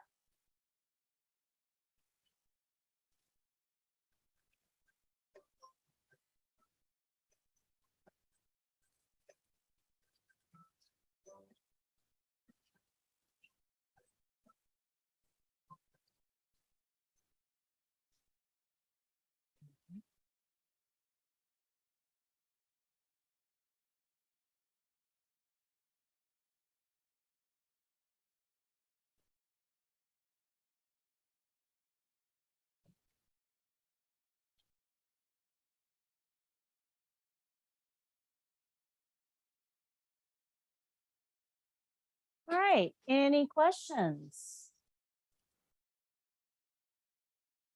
Any questions on that? No. It's actually a very easy skill. It's just incredibly long. There's a ton of steps. But if you remember the principles that are involved, even though there's a ton of steps, they're all familiar and they're all easy. Okay. I know you can make corrections at the end of your skill, but like, let's say you were doing like the bed bath and realize that you got to wash it. Okay, great question. You can make a correction anytime. You don't have to wait until the end. Let's talk about supplies really quick, okay? There is no checkpoint anywhere that says got the right number of supplies or got the right number of washcloths, or there's nothing about supplies at all on the checklist. So here's the thing about supplies. you're not graded on getting them, you're graded on what you do with them. So let's say that you are doing partial bed bath, you only get 3 washcloths, and you realize you got the patient laying on their side in the middle of the bed to wash their back, and you realize, I don't have enough washcloths. I got one to wash with, but I don't have anything to rinse with. What do I do? So you've got gloves on at this point because you've already washed the front of the patient. So you can go get another washcloth. That's not a problem. You're going to stop what you're doing. You're going to go get the supplies that you need, but you can't reach into that clean supply cabinet with dirty hands or dirty gloves. So what would you need to do? Take them off and wash your hands. And then you'll go get the remember, you have to have clean hands to get clean supplies. So you go get the supplies that you need, get a new pair of gloves, re-glove up, and continue on. So there's no problem with that. And you can do that as soon as you figure out that you're missing some supplies. And you don't really even have to tell the evaluator. The evaluator is pretty smart. They'll keep up with you. You want to tell the patient because that's the person you're leaving. I mean, they're laying on their side. They're, got a full moon going, right? They're probably a little uncomfortable. And if you don't say anything, if you just like walk out, can you imagine how like strange that would be for them? You're going to leave me like this? Are we done here? What's going on? So you want to talk to the patient here. You want to say, I'm so sorry, Miss Jones. I thought I had enough washcloths. I don't. I'm just going to go run and grab what I need. I'll be right back. Take your gloves off, wash your hands, go get what you need, come back, re-glove, and resume. Okay. So as far as supplies go, you can get what you need when you need it. That's not a problem. The biggest thing is to remember that if you've started working with that patient, you've got to go clean your hands before you get into that supply cabinet. That's what they're going to grade you on. And that would be an infection control mark if you didn't. Remember that corrections can be made at any time during the skill, anytime. You don't have to wait until the end, but it's always best to include the patient. So let's say that you're counting respirations and you lose track and you need to restart. Don't tell the evaluator. The evaluator doesn't need to know. They'll keep up. Tell the patient, oh my gosh, Miss Jones, I just like drifted off there. I got to restart this. I lost count. Perfectly okay. No worries. But try to address the patient because remember, where's the evaluator's focus? On the patient. If you're talking to the evaluator, your focus is not the same as theirs, and that's going to affect your grade. Good. Questions? Okay. All right. So on Wednesday, we have 3 skills to do. You're going to have about an hour. You've got 45 minutes today, which is right on schedule. You're going to have about an hour to an hour and 15 minutes, somewhere in there, on Wednesday for practice. And then the following Monday, you've only got 3 skills. You're going to have about an hour and a half to 2 hours of practice on Monday. So built into the program. So as we go through, you get a little bit less instruction and a little bit more practice because now you've got some stuff under your belt to start to practice, right? So this is the challenge for me. I'm really good at what I do. I'm really good at standing up here, talking, explaining things, demonstrating, right? I've got this down. I can be on autopilot. What I'm not really good at is getting you guys to practice. I'm going to open it up for practice and you guys will sit there and you will go through your books. You can go through your books at home. You can read stuff at home. Here, you've got the mannequin, you've got the beds, you've got the supplies, you've got everything you need to be able to practice. I can't force you to. You are adults. I can't say, okay, go over there and demonstrate this. I used to pair you up and make you practice. I got a lot of negative reviews from that because people didn't like being put on the spot. So I don't do that. You guys are adults. I'm opening up for practice. I'm hoping that you practice, but ultimately it's up to you. The one thing I will say is if you're not practicing here, you better be practicing somewhere, because you don't want the first time you do a skill to be for the test, because you are going to mess up. First time you do anything, you mess it up. Anything. I could tell you about when I started cooking, right? That was a recipe for disaster. First time you do anything, you're going to mess it up. You don't want that for the test. You want to make sure you're practicing somewhere. So if you're not comfortable practicing the skills, start out with hand washing. Get the opening down.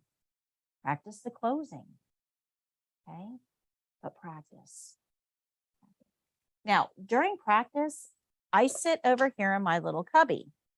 And I do that on purpose, because if I sit here and watch you practice, you're going to be all kinds of nervous and you just won't. So I hide over there so you can't really see me. But I've got these very strategic placed openings where I can see you and I'm listening.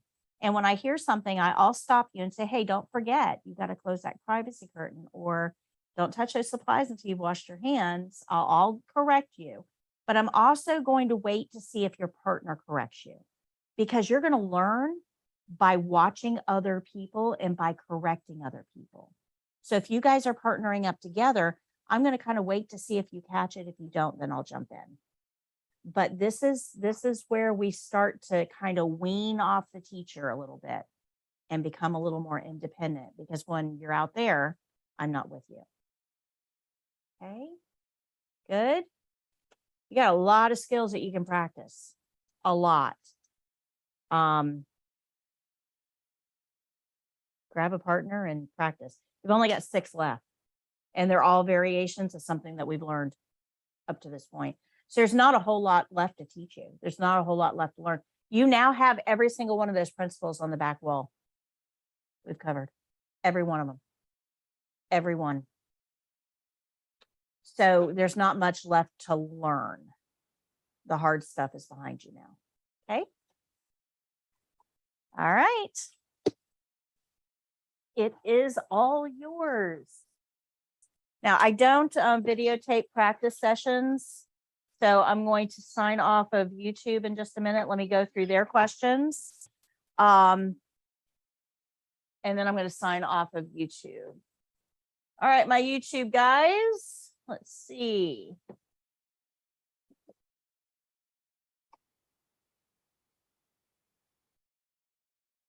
All right, good morning, Ismay. It is Matthew, Priya, Treasure, Learn, Ambija Lovely, Lynette, Sophie, Denise, Sarah, Theopista, Marie, Latoya, John from California. Good morning, John from California.